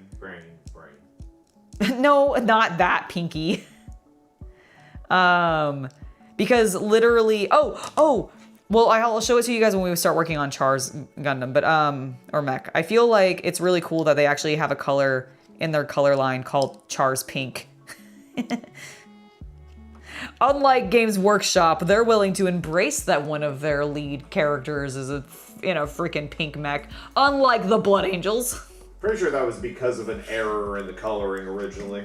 Oh, really? Is that actually like why? I remember hearing that. You know, because original Gundam has terrible color grading. You know, that's also true. I would. I think it's also really inconsistent through the original like production. Ah, that makes sense.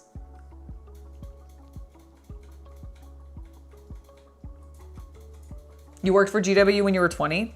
Were you just in like one of the Games Workshop stores, or were you more like in the home base side, like doing like design work or something for them?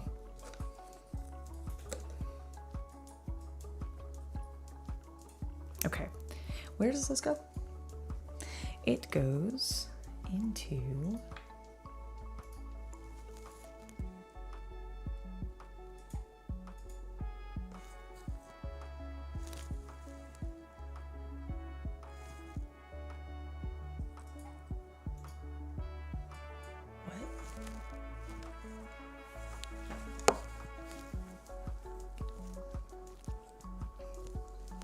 You alright? Yeah, I'm just trying to figure something out. How does this connect? Carefully.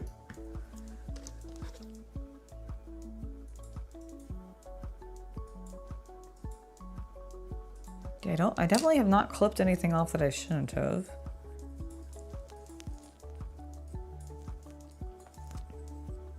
Okay, so this is going here, and then they have...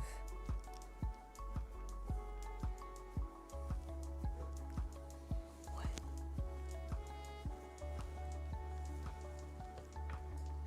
Oh, I see.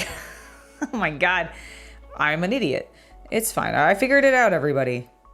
Huzzah! She figured it out. Dun, dun, dun, dun. Okay. I was just like not looking at that at the right angle, and I was like, what am I even doing? What are any of us really doing? What are any of us really doing? That's a good question.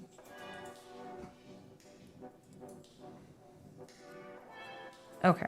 Okie dokie.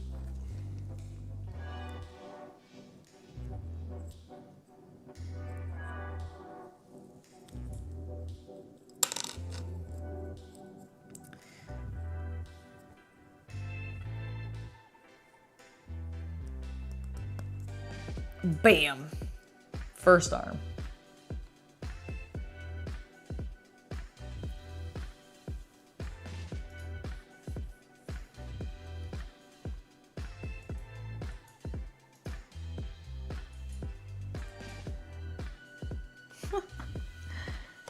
I mean, I feel like the veteran players used to work there so they could get a discount and spend all their time just like playing the game. I mean, that's why it's one of the reasons I worked at a game store for a little while as well. Like, not only did I love the environment and the community and stuff, but like it had the benefit of I got to play games all the time while also selling those games to other people and being able to talk about them, which was really the benefit of I got to talk about them all the time. I wasn't really playing them all the time as much as I was just getting to gush about them all the time. But then I also got a sweet discount on top of that, which then made feeding my habit even more doable. Which of course had the benefit of then I talked about them more because I was like, oh my God, I got this and I picked up that and I'm trying this.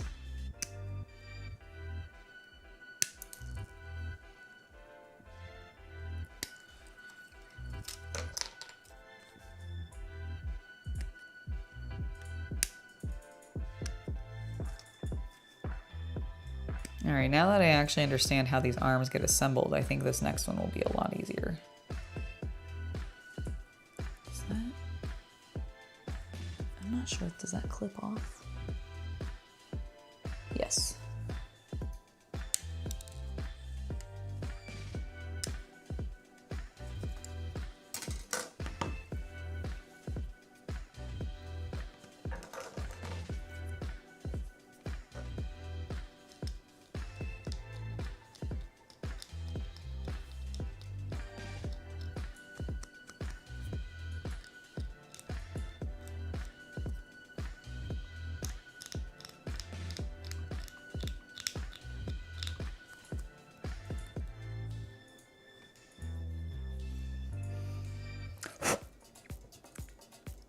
All right, that's looking good. Let's go clean that up. A light mold line removal there.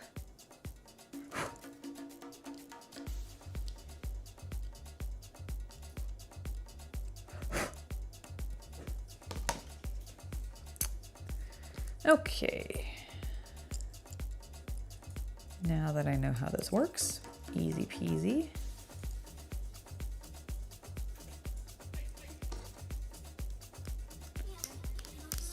Up down here.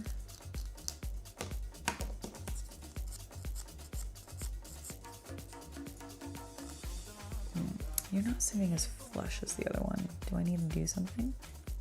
Why aren't you sitting as flush as the other one?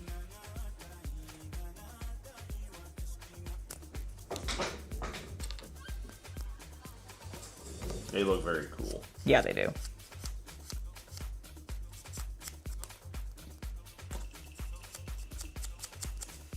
Yeah, no, they're coming out awesome.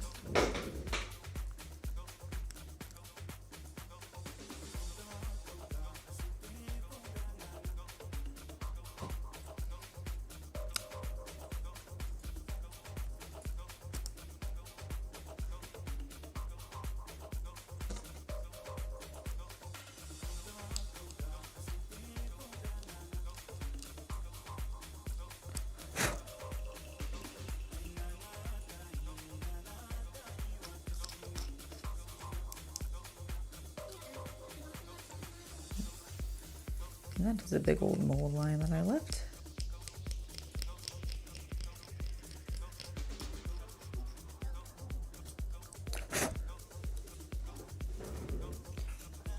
What kind of army is my Bretonnians? It's really more just a band of knights at this point. I do have an old Warhammer Fantasy Battles kit back before they did the re-release for Old World. Which I have been slowly working on, but I've mostly, like I said, I've mostly built the knights. I do have currently one other unit assembled other than knights, and that is my trebuchet, which you can find a painting tutorial on the channel. It's the old metal one. It was really fun to work on. A little bit tedious to get the trebuchet itself like assembled because it was metal and heavy, but honestly, it wasn't that bad. And it was really, really fun. But that is an army that is less of a, I want to play with this army, and more of a, I really like knights. And I just want to paint a bunch of knights.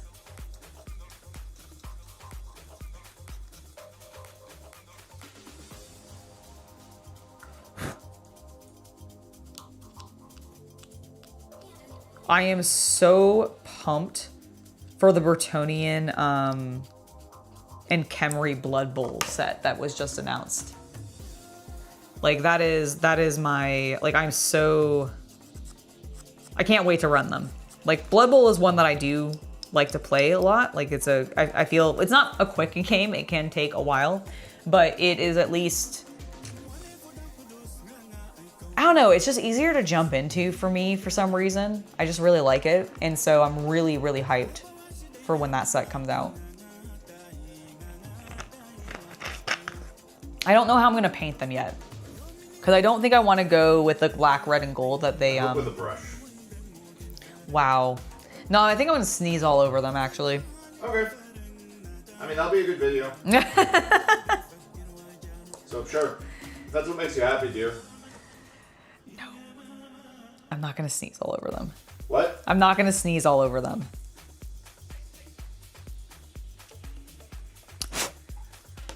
You can't say I didn't try. It's true. It's true.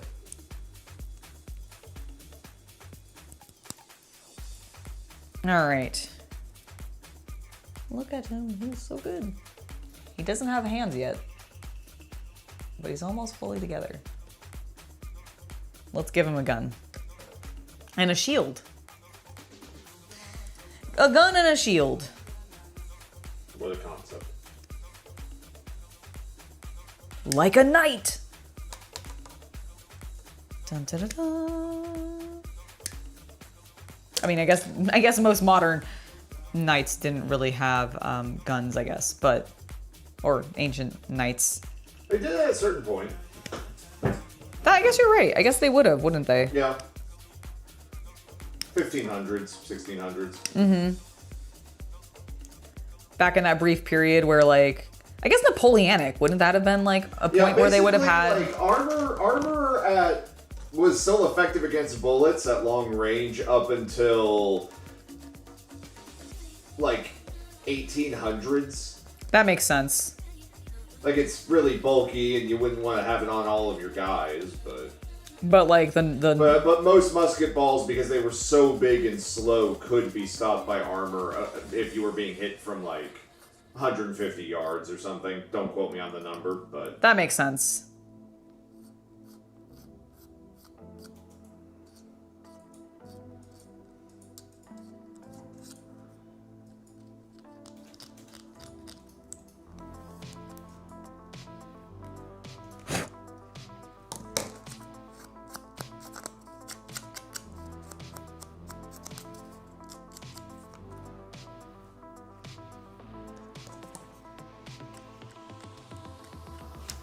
All right, cleanup is almost done. We're looking really nice. Very nice. Never even seen that movie. Borat? Yeah, I just know so many quotes from it.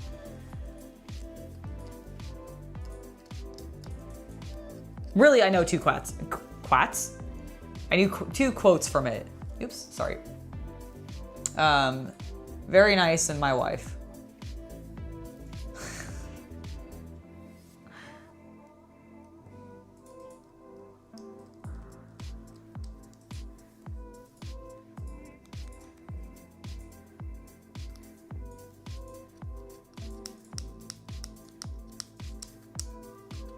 Okay. Let us drill out a hole.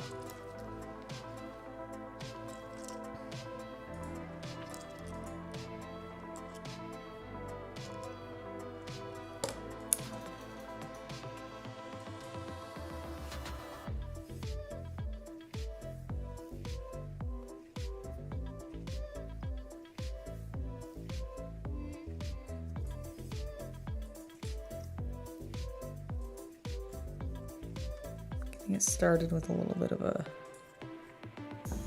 prick there, and then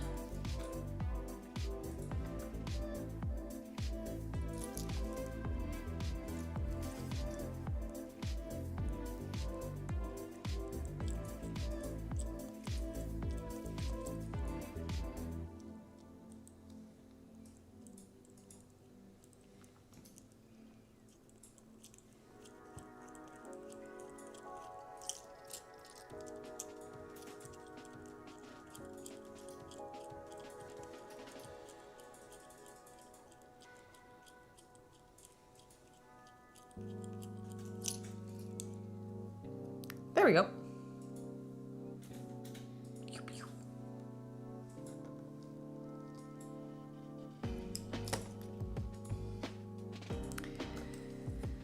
All right, so how does this work?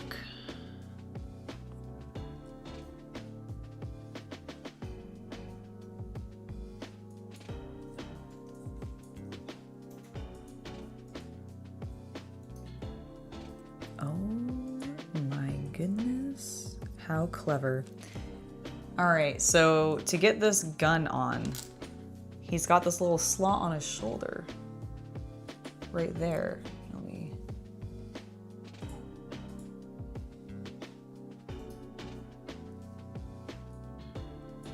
So that little piece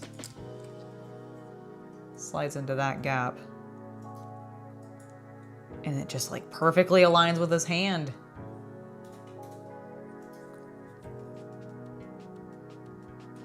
Wow. That's pretty impressive. All right, let's go ahead and now clean up his shield a little bit.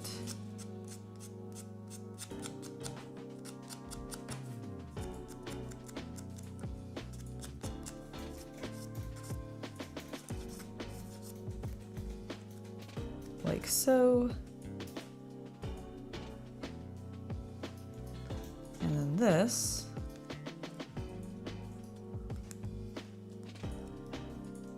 Slides on right like that.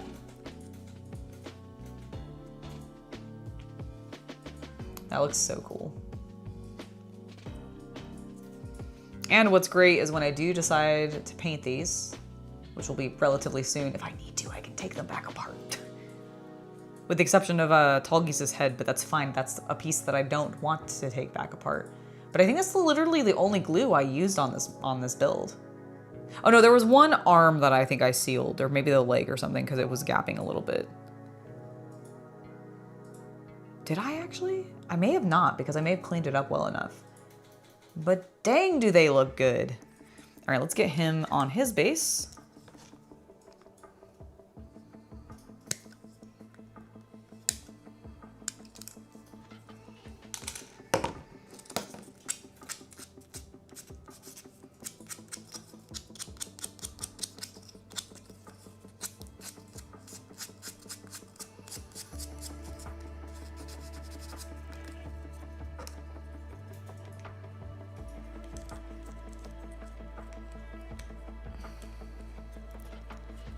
Dun, dun, dun, dun. Dude, that looks so good.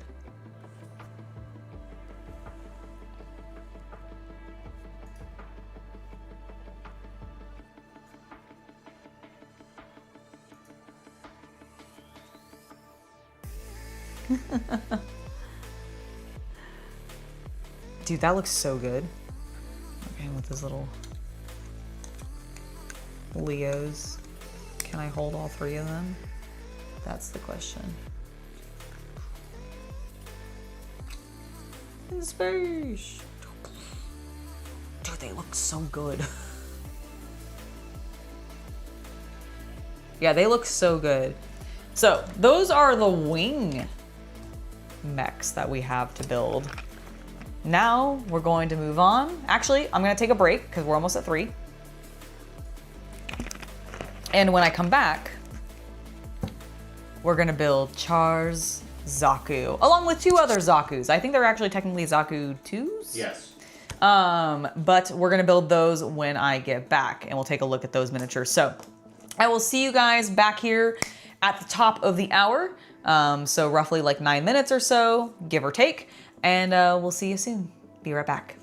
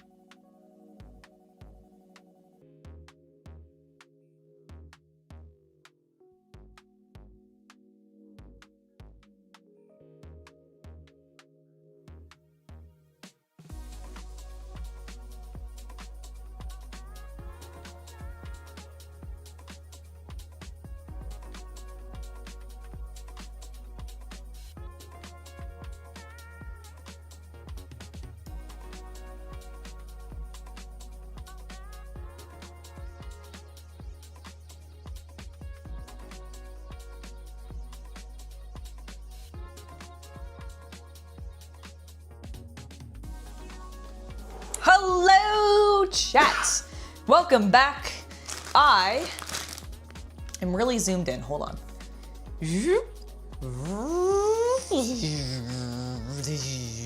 There we go.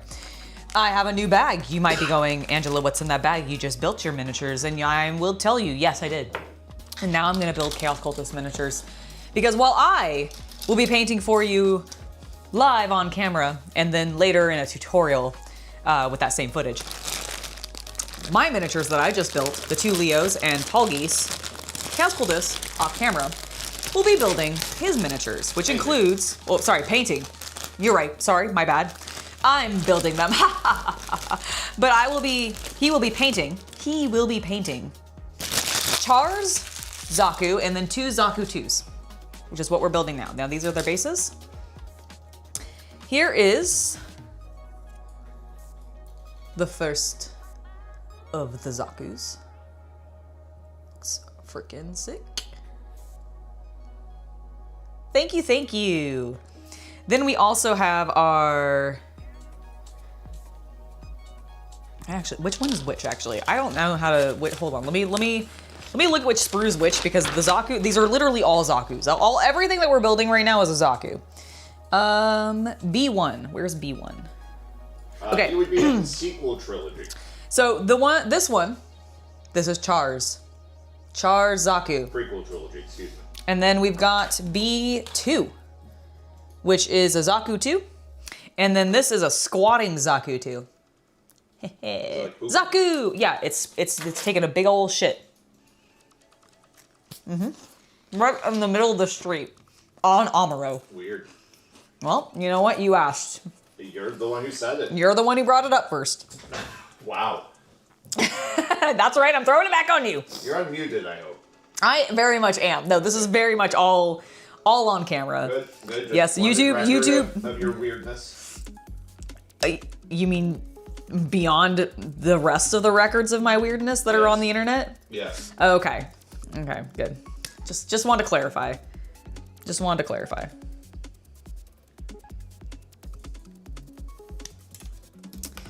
Oh, okay. This is totally unrelated to anything else that we've been talking about, but it is related to what we've talked about on previous streams, which is James Bond. I have now watched whatever the name. On Her Majesty. On her, yeah. On her or is it of her? I think it's on her. On Her Majesty's Secret Service. And I have to say, I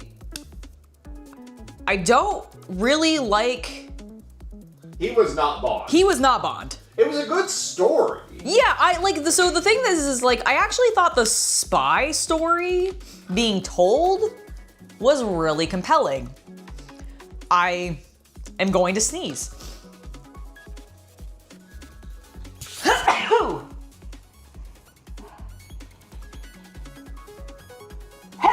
Wow. Sorry, I told you I was gonna sneeze. I know, and I say wow. Okay. You're really impressive.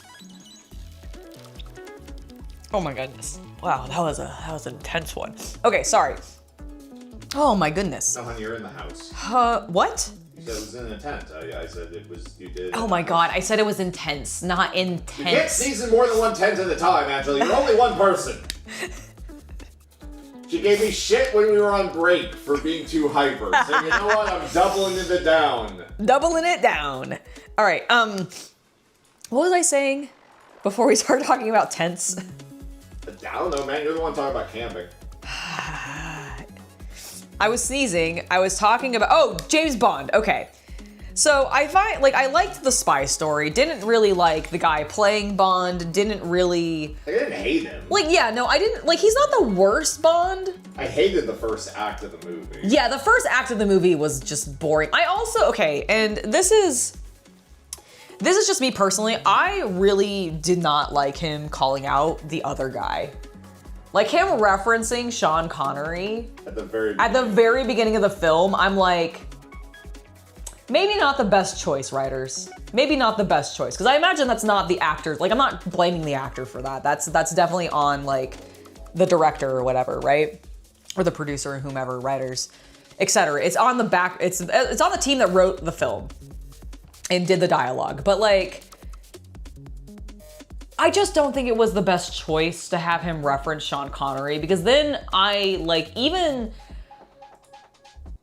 was already going into this movie expecting to compare him to Sean Connery.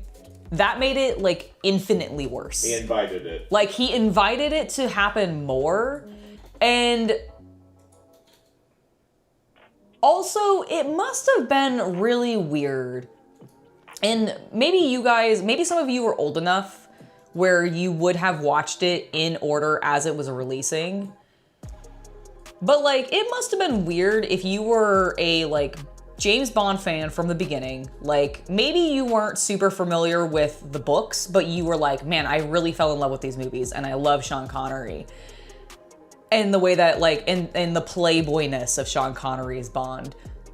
It was really weird, and it must have been jarring because I felt it a little bit jarring, because it felt really suddenly out of nowhere, like him wanting to settle down and have a wife and like start having like children. Also, can we talk about how like at the end, that was like the most realistic drive-by?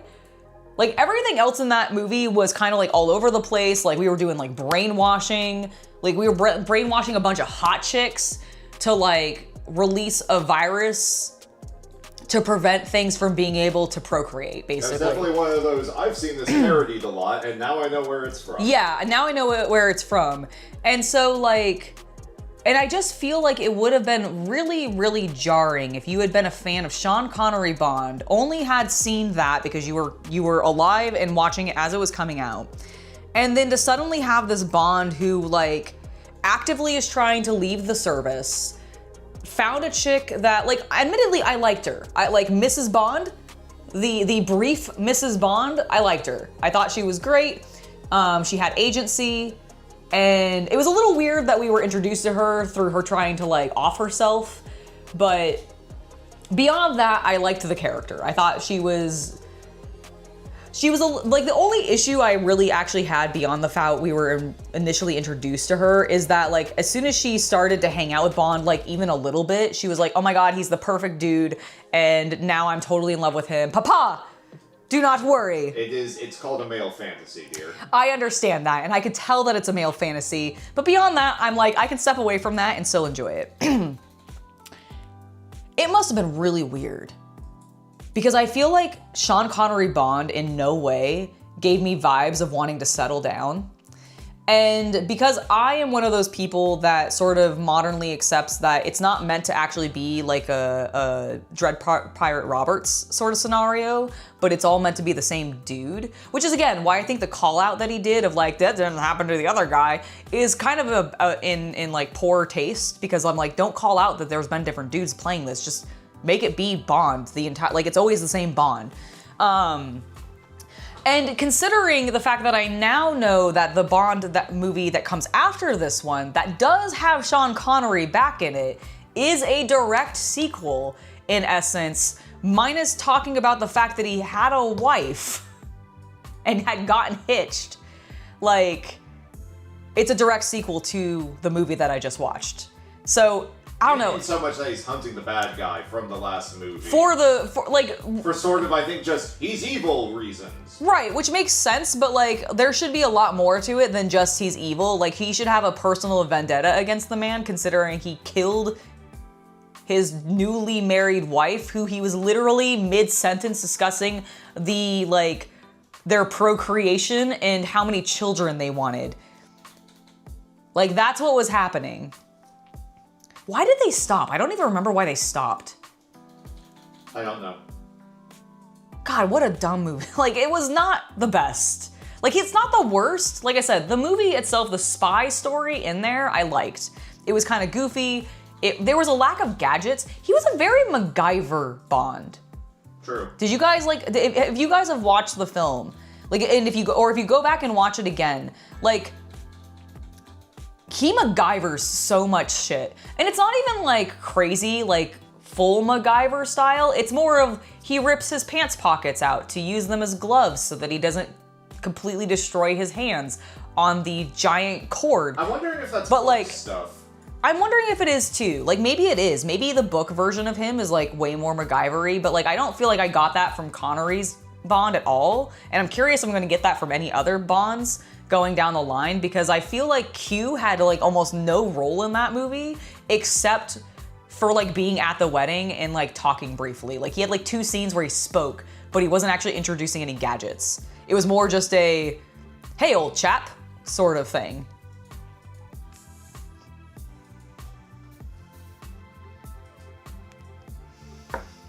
All right, let's get back to this Zaku. Now that I've had my James Bond discussion for the stream.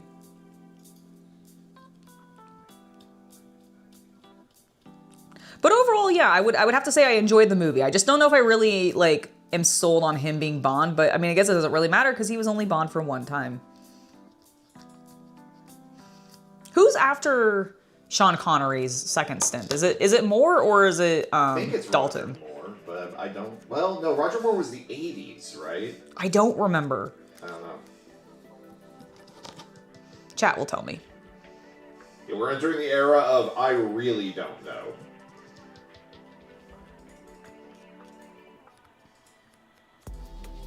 Because I had seen some of the Sean Connery stuff before. Mm-hmm. And I've seen, I think I saw every Pierce Brosnan. Got it. But, like... Well, because there's only like 2 for him, right? Or no, something? he has, like, 5. Oh, does he have 5? Okay, I know there was one that had only like 2, and I really thought he had more than that.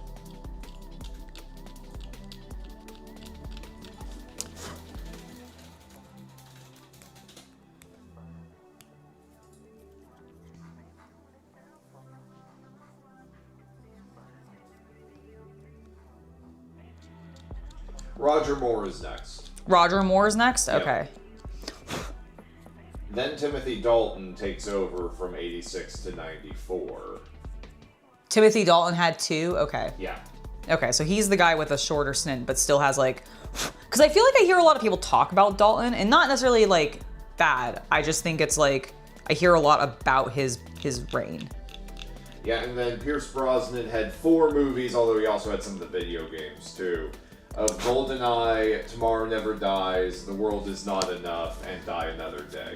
Okay, so he's GoldenEye. Got it. Yep. So is he the one in the GoldenEye video game then that I know Yes. is like really famous? Uh-huh. Okay, got it. Maybe that's why, okay, because I feel like I have definitely heard of like Connery and Brosnan being the 2 like top like Bonds. Maybe I'm wrong about that. I think they were the top like grossing ones until the modern era. Okay. I mean, looking at Brosnan's like picture, he definitely like I definitely see Bond immediately. Oh yeah. I don't know if that's him literally in a Bond like. No, it's at a film festival like 23 years ago. Damn, 23 years ago. Never mind. That's still probably looking good for his age, but. I mean, you've seen him in a million movies. I'm sure I have. I can't think of any of them right now, but I'm sure I have. Did he do some romantic comedies? Oh yeah. Okay, because I was like, I feel like I actually. What? This is him now. Honestly, I mean, for being like a. He's 72. Yeah, I was gonna say, being like a 70-plus-year-old man, he looks good. Was he in Love Actually? Yeah, he might have been. Because I thought there was like a really like famous like hot dude. No, not that one. Not that one? Okay. Who was the guy in Love Actually? I have no idea. Okay. I've seen that. But he was like, I believe he was the husband in Mamma Mia. Oh, maybe that's the romantic comedy that I know him from. I feel like I know him from a romantic comedy. And I thought maybe it was Oh yeah, you saw Mrs. Doubtfire. Oh my God, yes! He's the husband. He's the new husband. He's the new husband in Mrs. Doubtfire. Oh my God, that's why he looks so familiar to me. Yes. Holy shit! I had no idea that was the same dude. He's in ABBA? Okay. Yep. Yeah, he did Mrs. Doubtfire 2 years before he started Bond. Okay. So probably he was, when that came out, he was in the middle of filming. Nice.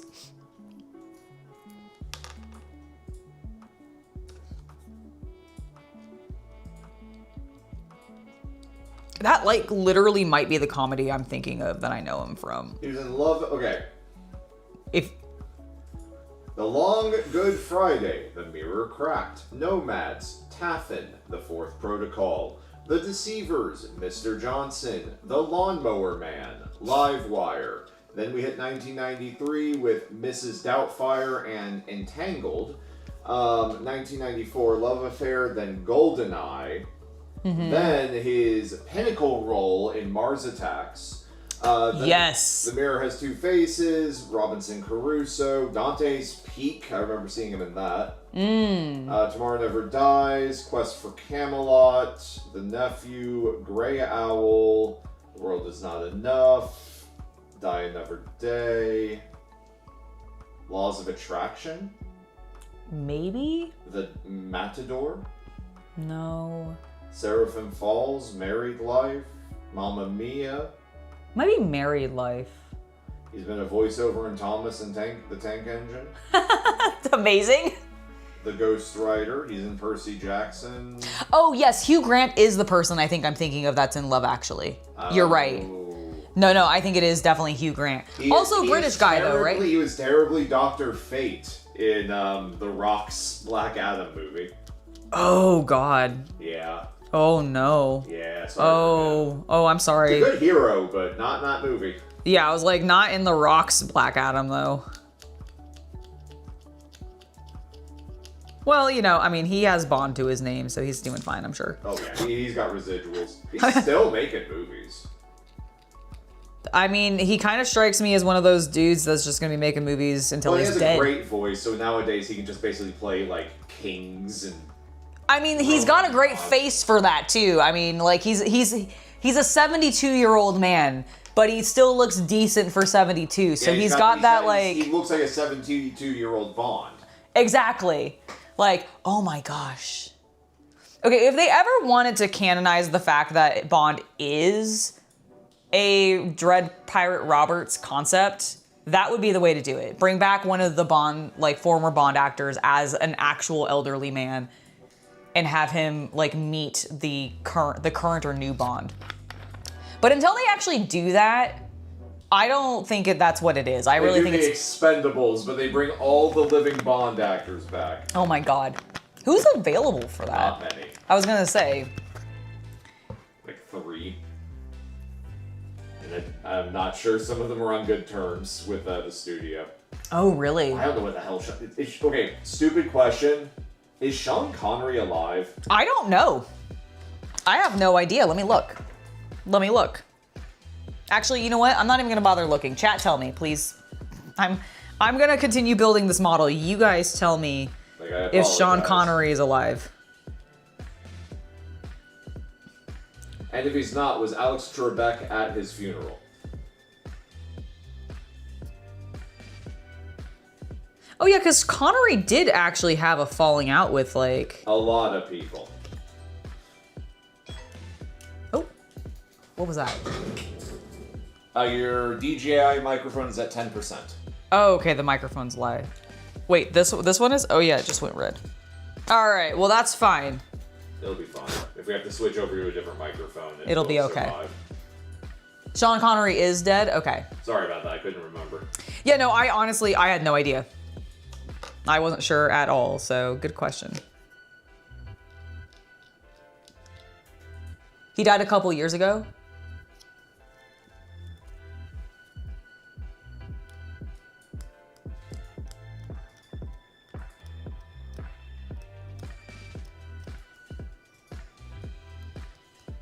So like in like what, 21? 22? Like that recent?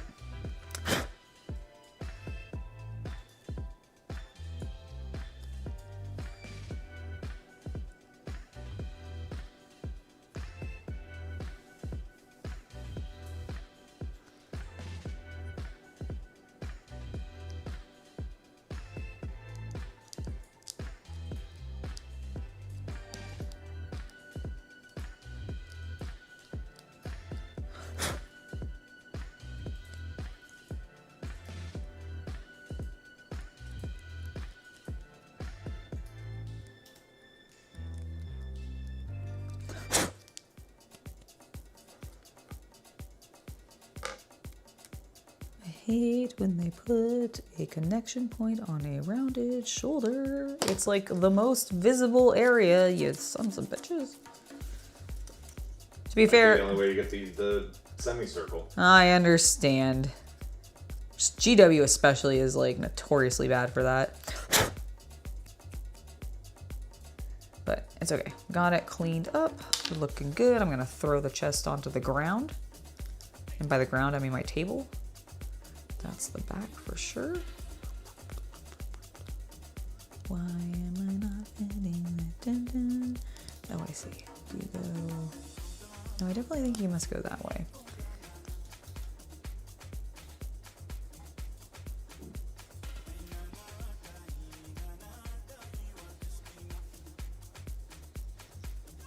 All right, yes, that shoulder is meant to line up with that leg.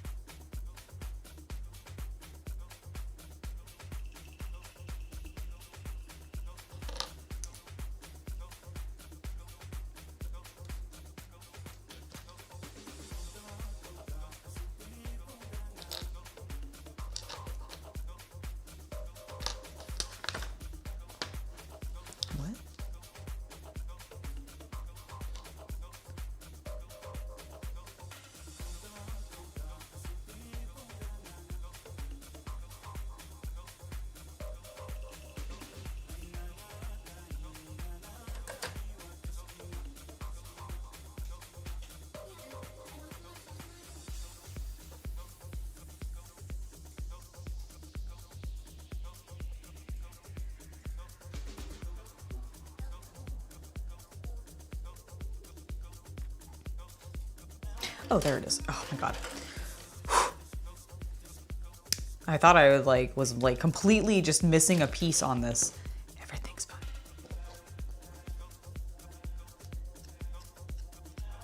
Gently clean up that tiny, tiny wood line.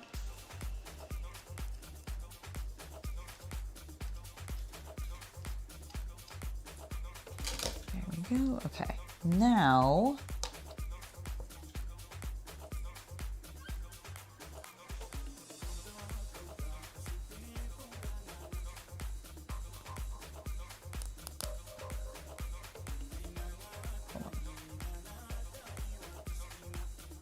that is. All right, I'm gonna have it like this, and I'm gonna zoom in.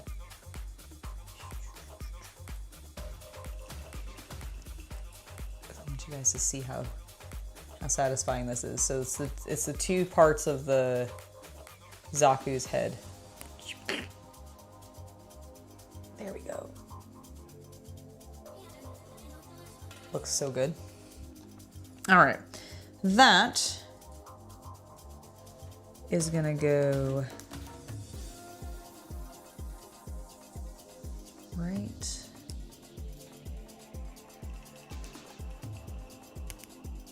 there. Badass.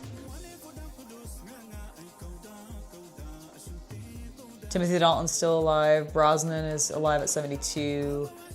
Of course, Daniel Craig is alive at 57. Lazenby, which is the guy that was in the movie we just watched, right? So he's 86.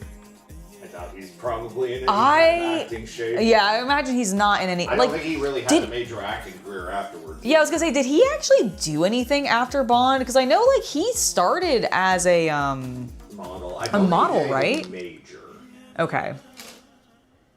I mean, after he behaved and handled his time as Bond, I can't imagine that made anybody in Hollywood want to really work with him. Yeah, and that's prime Hollywood gossip and yeah, exactly. I would agree. I think maybe this is just me, but hearing about him prior to having watched his film and then having watched his film, it really does make me go, sir, why did you take this role? Why did you agree to this? You don't really seem into it. It is James Bond. I feel like you gotta want to do that. And if you don't, then you shouldn't be doing it.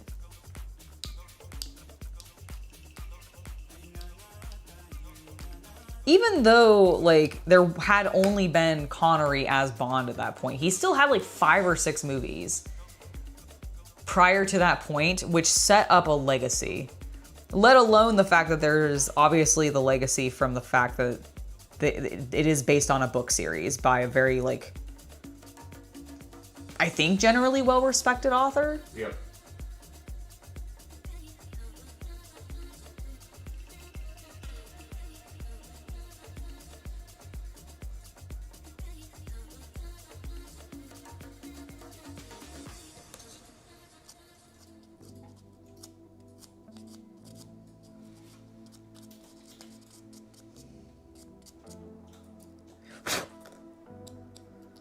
Okay. So that's looking good. Let's get his axe arm, and my ox. Not axe, my ox. For Oz.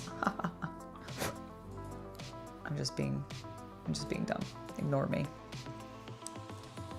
Just watch me scrape the miniature and listen less to the words. Pay attention to the gentle scraping sound.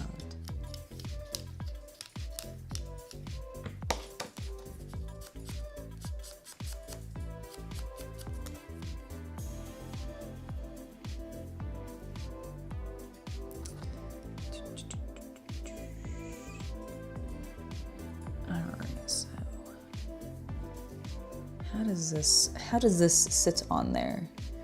First of all, his arm is up, Angela. That would be part of your problem. Aha! Damn, that's so cool.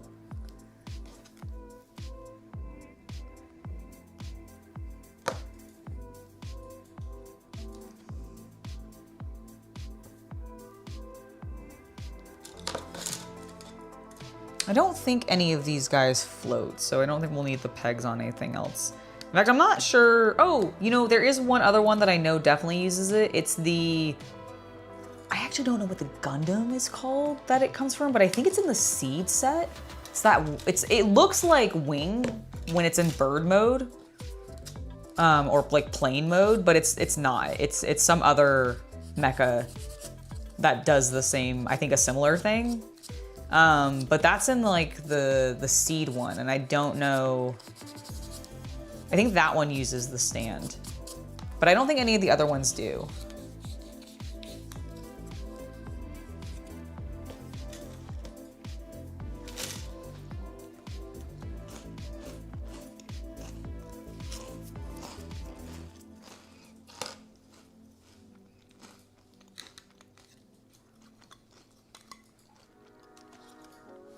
There we go. Hiya! Bam. We're looking good.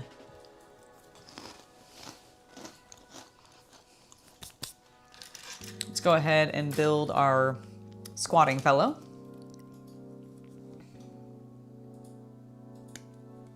I guess he's more like kneeling, but whatever. You get the idea.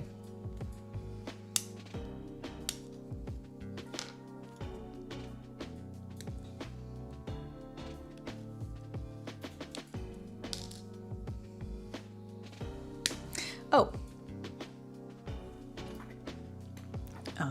The one thing oh, he doesn't have a gun.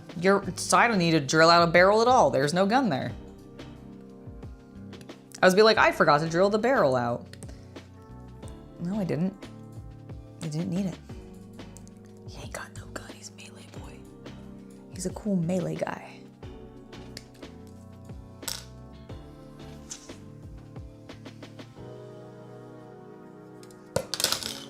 Okay. Yeah, I just dropped the sprue that I was holding.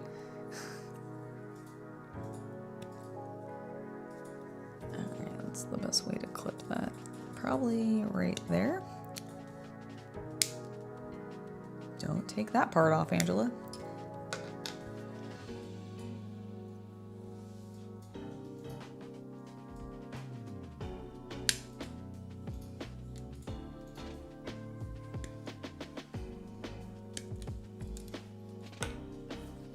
There we go.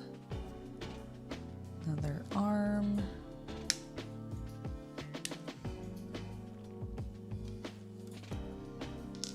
And then the skirt, I believe.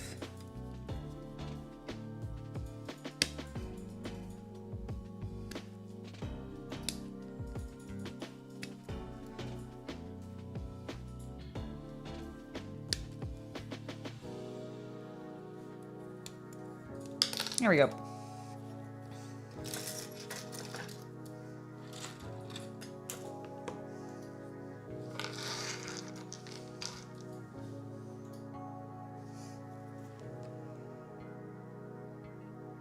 I have never, have I painted any of the Corvus Bellis minis? I don't think I have. I don't think I've painted any Infinity miniatures. I believe I've built one. I know I own some because I got like a little mini starter pack on them.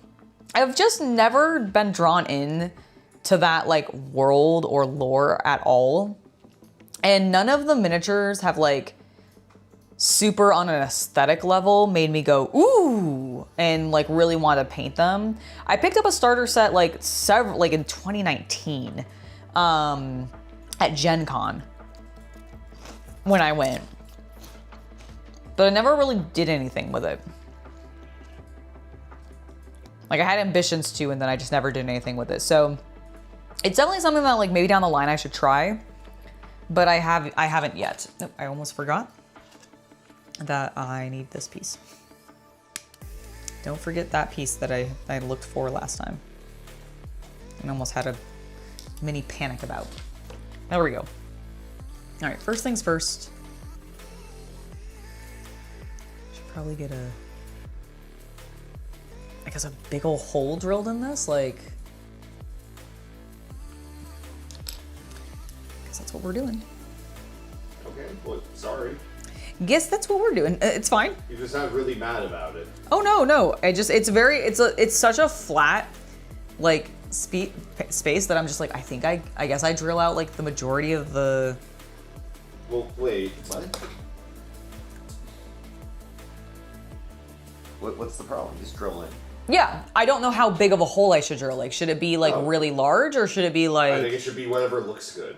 Okay, cool. That makes sense to me.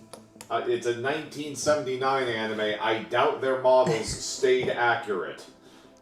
You don't say. No, I did actually. If you've been paying attention. I was just trying to make a joke. Explain to me the joke. No. Okay. Must have been a real good joke. All right, let's get this going.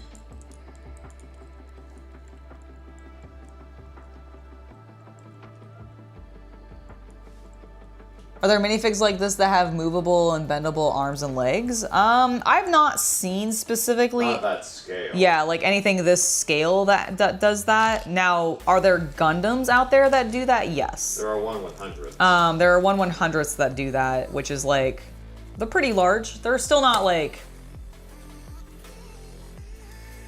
massive or like 10 inches. Yeah, they're pretty tall, but they're not like close to life size. Oh, no. Because, well, it's Halfman that's asking, and Oh. I don't know if he knows how big Gundams are, because they're huge. I was like, there's only like 2 life-size Gundams and they're in Japan. Yeah, they have made some life-size Gundams, which is really cool. Maybe one day I'll get to see them.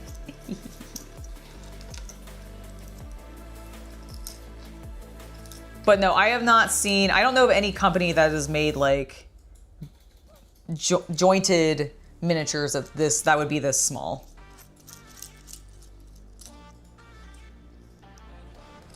But there are like scale models and like normal Gunpla does, yes.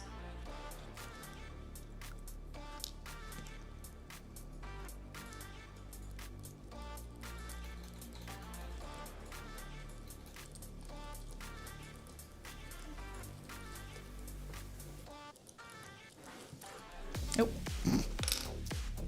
That was not gripping that. Okay, that's too big. Well, you know what? I think that just means that we need a bigger drill bit anyways.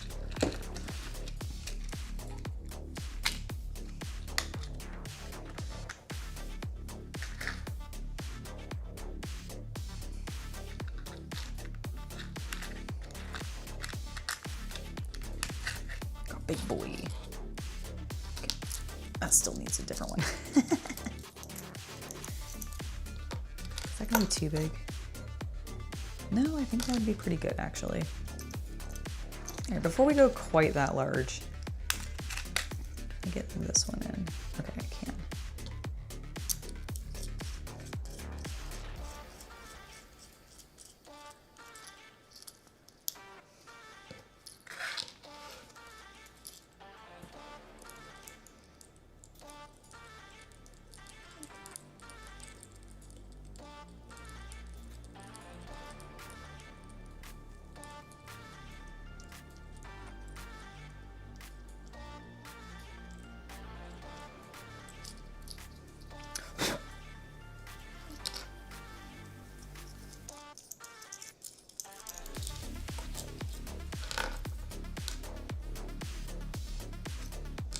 Yeah, I've definitely seen some like really impressively jointed larger Gundam models, but nothing this small. Although if there was a company to do it, it might be Bandai, because like I've seen what they can do with on the sprue models being jointed, and it's kind of blows my mind. So if there was anybody who could make jointable miniatures, come on, Bandai, do it. Do it. Do it. Ooh, that isn't gripping at all. Do I like that? I mean, that feels like a pretty good hole. Get your minds out of the gutter. I'm the one who made the joke. Ignore what I just said. Okay. Okay. That doesn't go there. That goes there. I like spinning this thing. Sometimes we have simple pleasures, and mine is spinning that.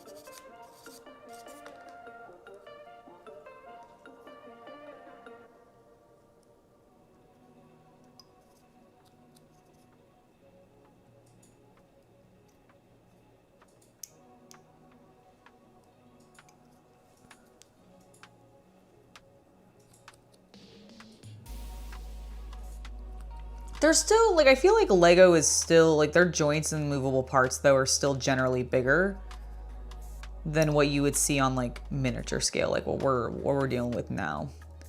But I agree, Lego is one place, and I'm actually not, I don't know if I'm familiar with Mecha Carno. Wait, Mechano? Or yeah, Mechano? Like that stuff that, like, James May did. Oh, that stuff. Okay, sorry, yes. Sorry, I don't know why I didn't recognize it at first, like, written out, but... Yeah, just Meccano.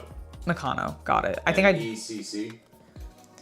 He spelled it M-E-C-H-C-A-R-N-O?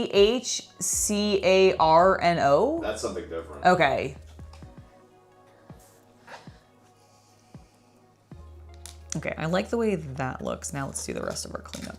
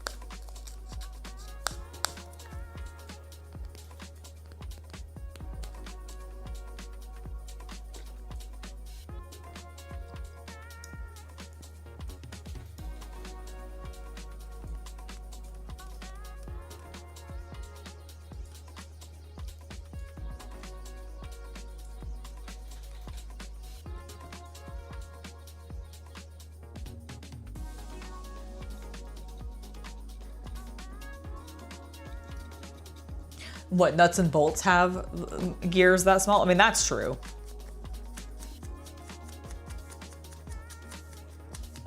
But those are also generally like, I mean, I guess they probably make some in plastic, but I feel like most of the ones that are used in like long-term jointed things tend to be metal, and I'm talking like injected molded plastic.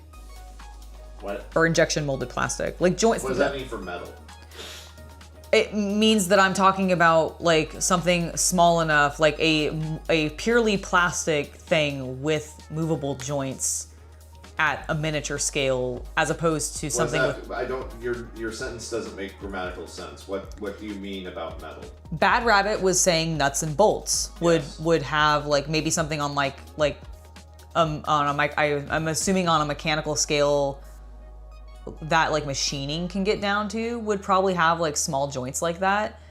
Is what I'm assuming, because he just said nuts and bolts. Okay. And so I'm saying like, yeah, sure, there are definitely small machines and everything with very tiny like joints and such that are machined because they're metal and everything, but we're talking about like, is there anything small that's been manufactured that has like plastic joints like that move?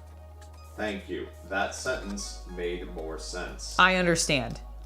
Sorry that I misspoke so badly the first time.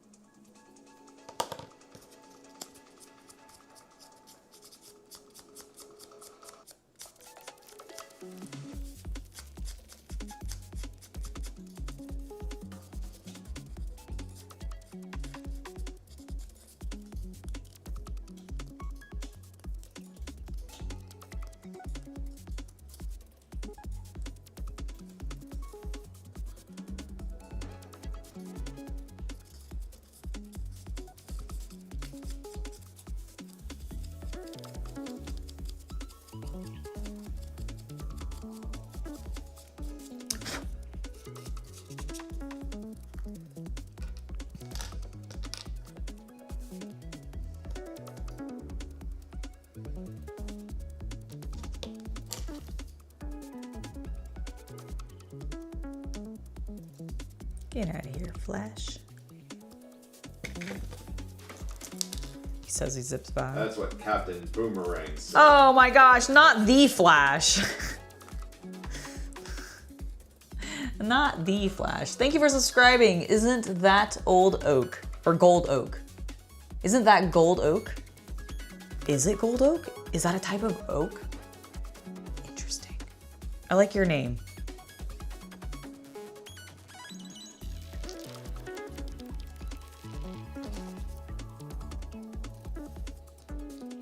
Lovely user who just subscribed.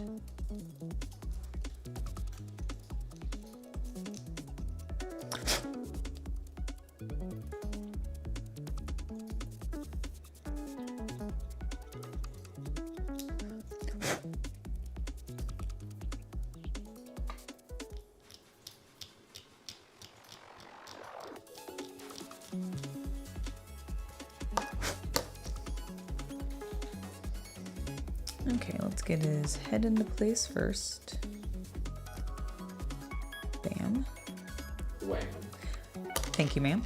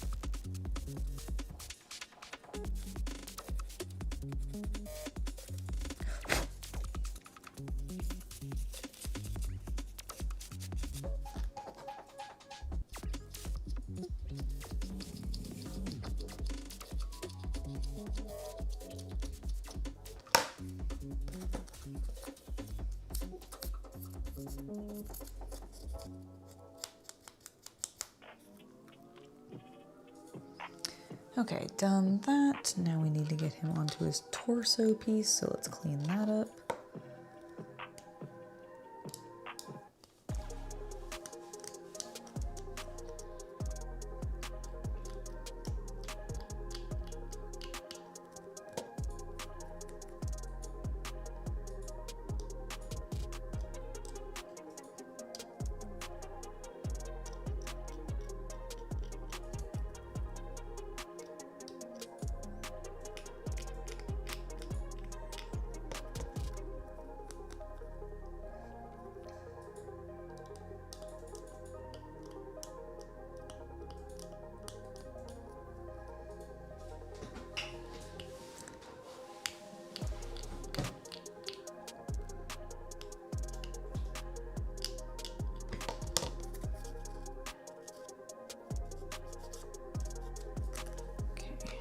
Looking good.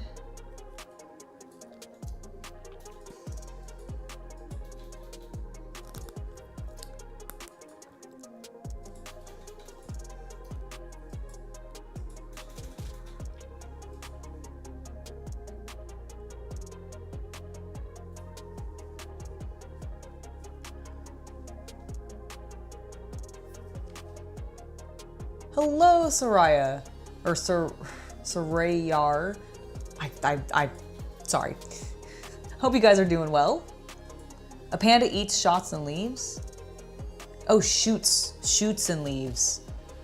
Yeah, that's true. That's true, Gordon. That is an accurate statement. In the same way that, yes, I did see what you said, or the joke that you made happen, by the way. I hadn't yet responded to it. But the nuts and bolts is what robots do when they are done. That was good. I liked that. Oh, I get it. Yep.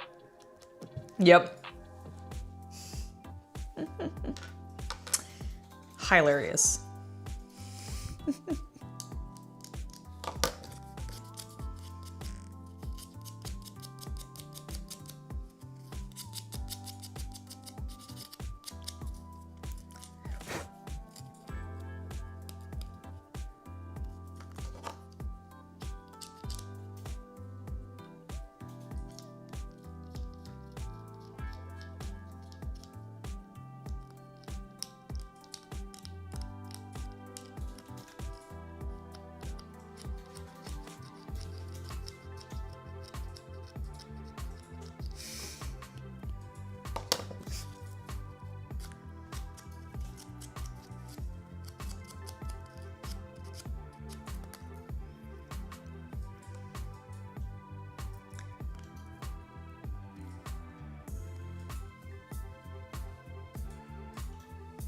All right, got that done. Let's go ahead and get his other leg prepped. So that's the next step they want me to do.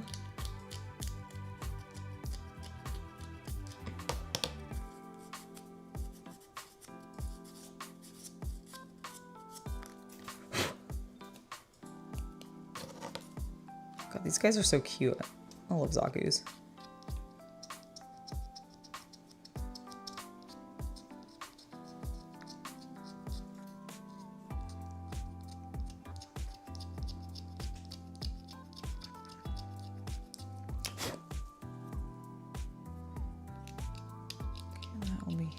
So it doesn't really matter that much. Ooh, that is a big old mold line though.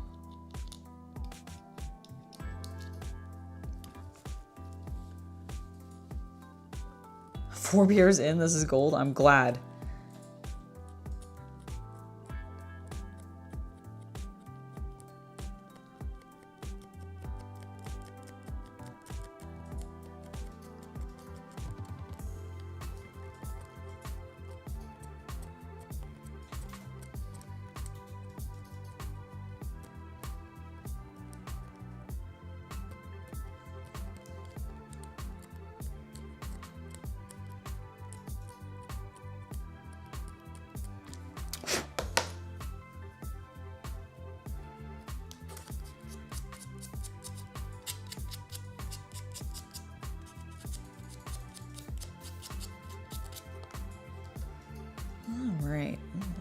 complicated joint. I like it.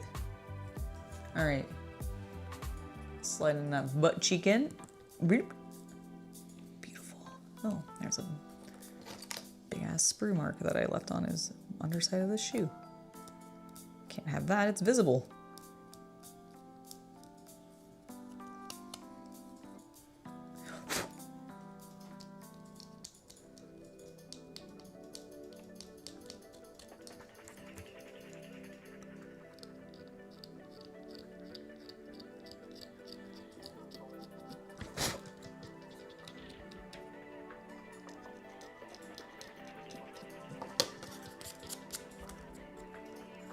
There we go.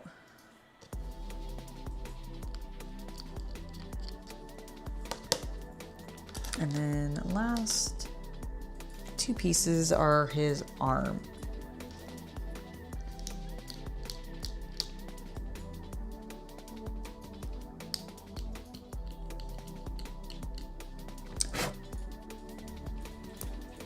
That the other YouTuber, what did we say his name was? It was something. I'm going back up in chat real quick to find out.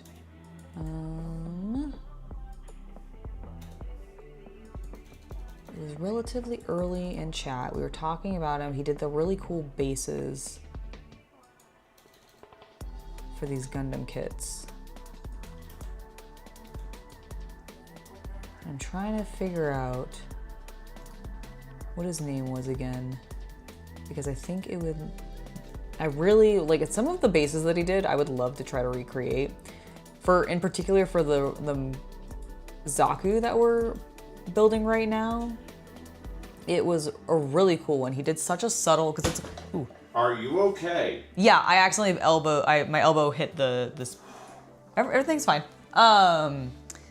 Sorry about that. Sorry to wobble the camera so intently.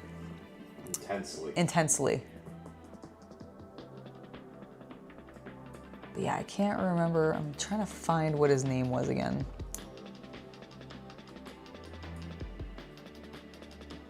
But yeah, the bases were really cool, and I'd love to try to recreate some of them. I am glad that you enjoy the streams. Very much so.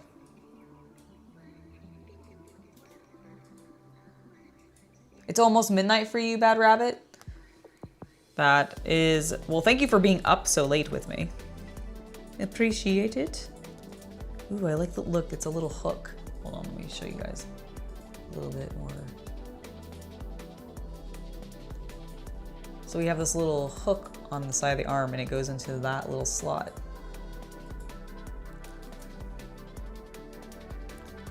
And then I think it swings forward. How is that working? Am I doing it? Oh, sorry. It goes in this way. Aha! There we go.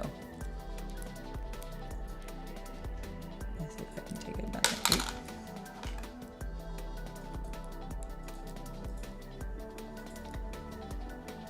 Nice. But yeah, see, he's got his arm down, and he did this like cool punching base. And it was really neat. And I think that it was a very subtle. Because normally that like landing pose isn't necessarily something that I super dig, but honestly, you don't dig a superhero landing? I'm not super into the superhero landing. I feel like it's a bit overdone. How do you land when you're jumping off buildings? I don't jump off buildings. See, that's your problem. It's true. You're right. I should jump off more buildings. Let me just go do that right now. Don't get us demonetized. In Minecraft. In Minecraft? Oh no. I hate when my Minecraft gets demonetized.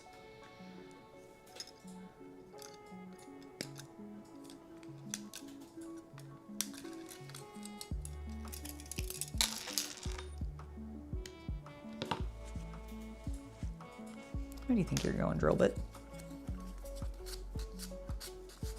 Oops.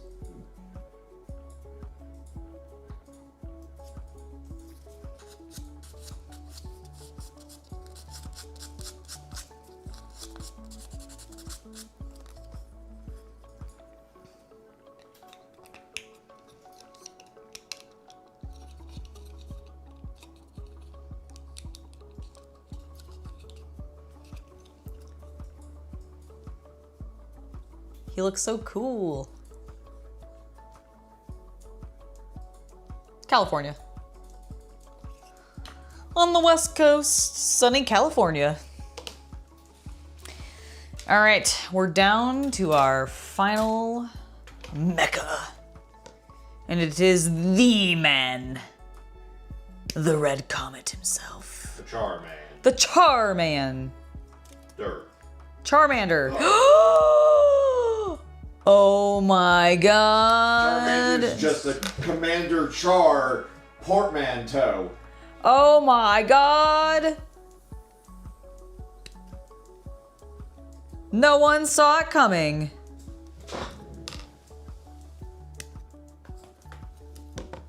Ridiculous.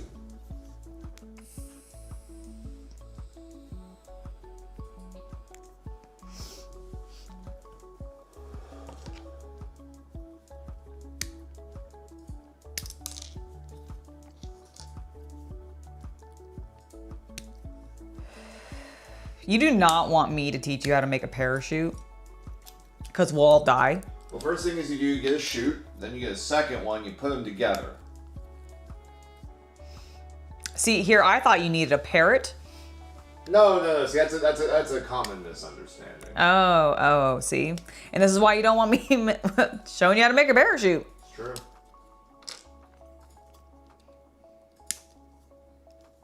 Absolute disaster. Goddamn right.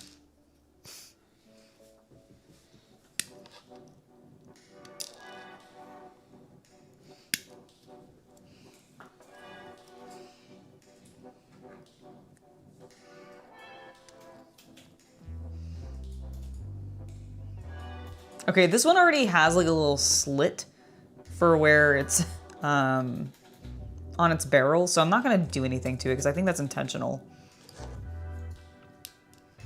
For where the beam or something's supposed to shoot out.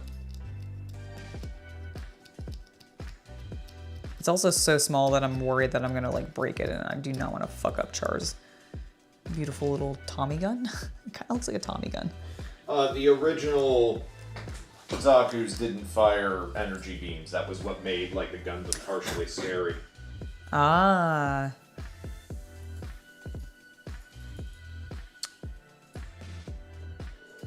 That makes sense. because it was actually carrying a battleship cannon. Oh, that's right. That was one of the big things they were talking about when we watched OG Gundam a little bit. Yep, in the movie. Yeah, yeah.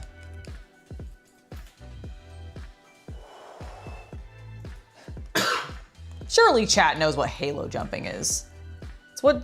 It's when you are really excited that the new Master Chief game is coming out, and then you hop up and down going, yay! Okay, first of all, it's what Solid Snake does in Metal Gear Solid 3. First of all. It's high altitude, low opening, I think? I don't actually know what it stands for.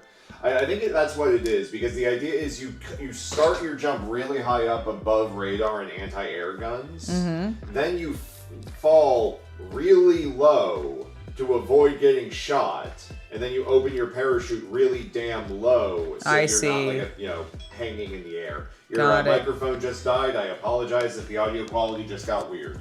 Okay, it's still, the light's still on. It might have been like a 1 or 5% warning. Okay, okay, we're almost finished anyways. Apologies. We're almost finished anyways. Hopefully I still sound fine. You always sound fine, girl. Aw, thank you. You're so sweet. That's not true. I've definitely sounded like a screeching banshee before, so. Yeah, but some people pay for that. Well, you know what? That's true. All right, Mr. I know. Oh, there it went. There it went. Okay, you should still be able to hear me. I think it's just using the microphone on the DJI itself, which is a perfectly serviceable microphone. And we won't be using it for that long, so I apologize, everybody.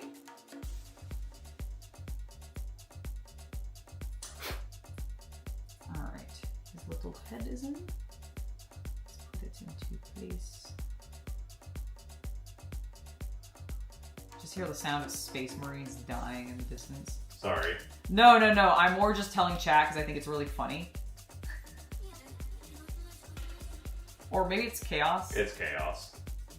Yes, it was the cultist that I was hearing. You're killing your people! No! Listen, there is no one who despises me more than myself. No! You shouldn't. You're great. You can still hear at me? Good. Don't laugh at that. You are great. Coo. Don't. I said not to laugh. Sir. If you're going to, you have to do it like Moria. Thank you. I appreciate it. This is exactly what I was hoping for.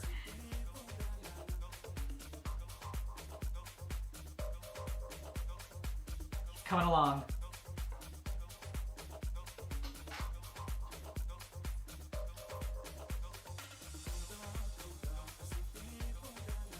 A little smooth red comet boy. These OG mechs are like very just smooth.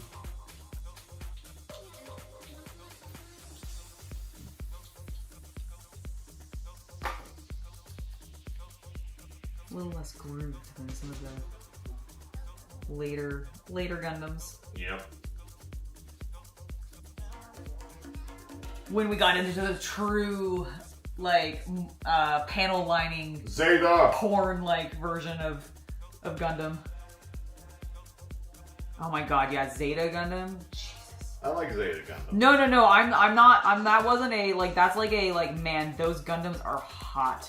Like you want genuine like panel lining like porn. That is the Gundam to watch.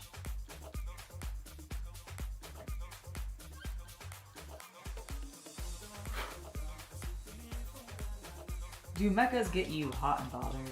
Go watch Zeta Gundam. You won't regret it. Thank you so much for the $2 donation, Havman. It's Friday, been a long week, and UNCC are the best. Aw, thank you.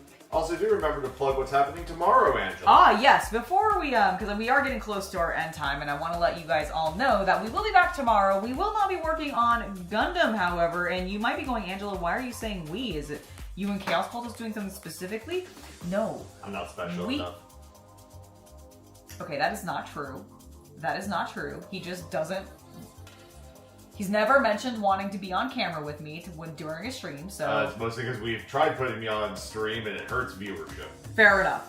But I will be having Shay over, so if you guys are a big fan of the Shy Goth exhib, or as she is now known on most of her social medias, Shy Goth Secrets, then you're in luck, because Shay is going to be back, and tomorrow we're going to be painting some Warhammer.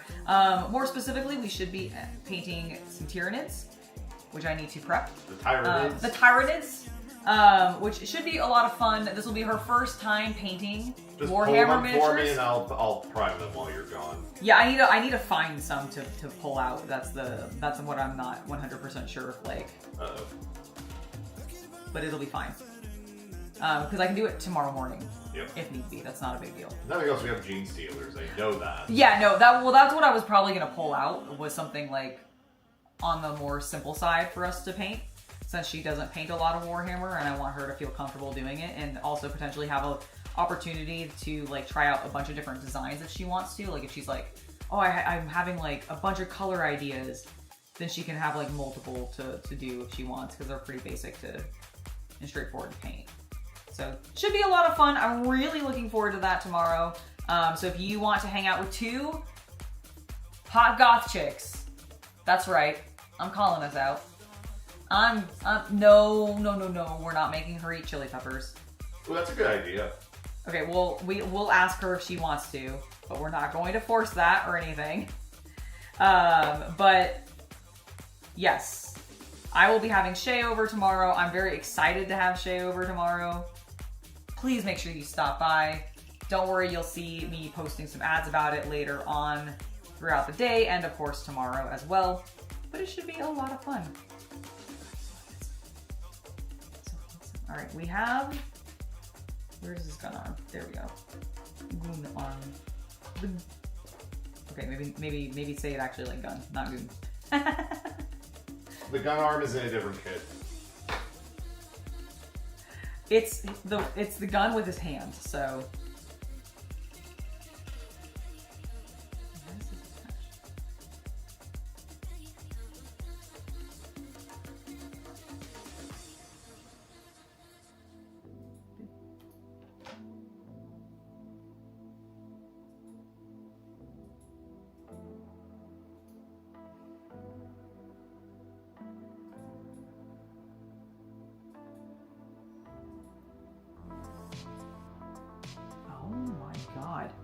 Wow. You okay? Yeah, I just realized how exactly this connects. So, okay, you see that little slot there? Like right by my nail? Okay. So we have this like little piece there, right? His arm sits there and it like literally slides into it. That's why. Okay, I might glue that because it is kind of, well, actually, hold on. Once it's actually on there, oh no. No, that's stable. Damn, look at him, he's so handsome. All right, he needs a base. And with that, we'll actually probably go ahead and call it, which is great. You have your meeting. Yes, I have my meeting. So the fact that we're ending a little bit early is not that big of a deal because it actually works out for me because I gotta drive like an hour and a half away.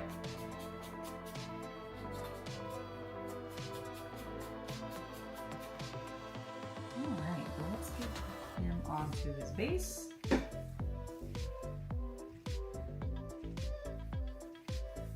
Kevin, thank you for another $2 donation. You like seeing you on Stream CC? Well, just as important. I agree. I completely agree. Well, thank you. She made me eat a pepper last time. There are vids of it. That's true. She did. She did make me eat hot sauce last time. Very true. So maybe it's my turn to make her eat the pepper. But there we go. We got all 6 of the models built. Go me. We have Char, of course. Hold on, let me get him.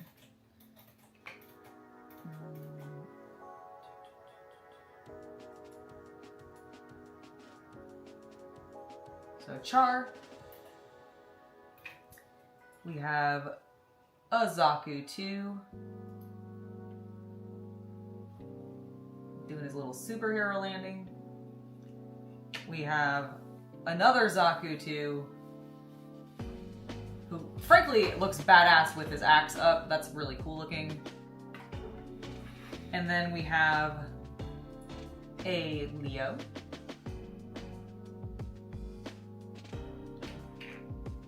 A floaty space Leo. In space. And last, but of course not least, Tallgeese. Damn, they really look good. I can't wait to get some paint on them. But yeah, those look fantastic. I am extremely pleased with, frankly, how well they went together, how cleanly they went together. Oh, Luke, thank you for the £2 donation. We need a stream with both Angela and CC on screen.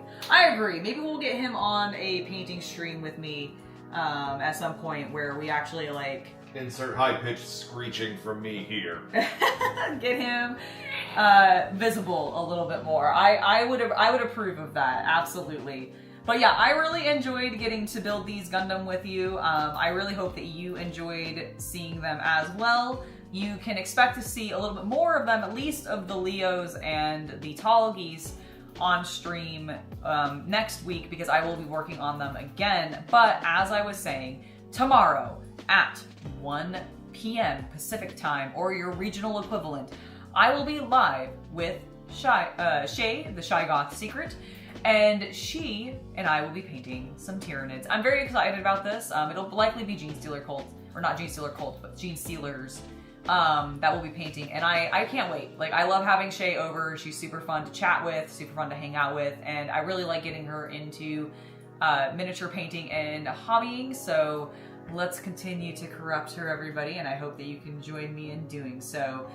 In the meantime, I have been Angela. Thank you guys so much for hanging out with me. To all of my members who are in chat and who were hanging out with me today, thank you guys so much for being here. I love seeing your little stars in the in chat to see how many of you are active and hanging out. It's really quite exciting for me. To everybody else who was in chat and being an active participant, thank you guys as well. I always love seeing you guys actively chat with me and just hang out and like share your opinions on all the stuff and wild things that we're talking about. And to everybody who's just lurking, you guys are also special to me, so don't you worry. Even if you don't want to say anything and you just want to hang out and listen to me gab and respond to everybody else, then that's also great, and I really appreciate you guys being here as well.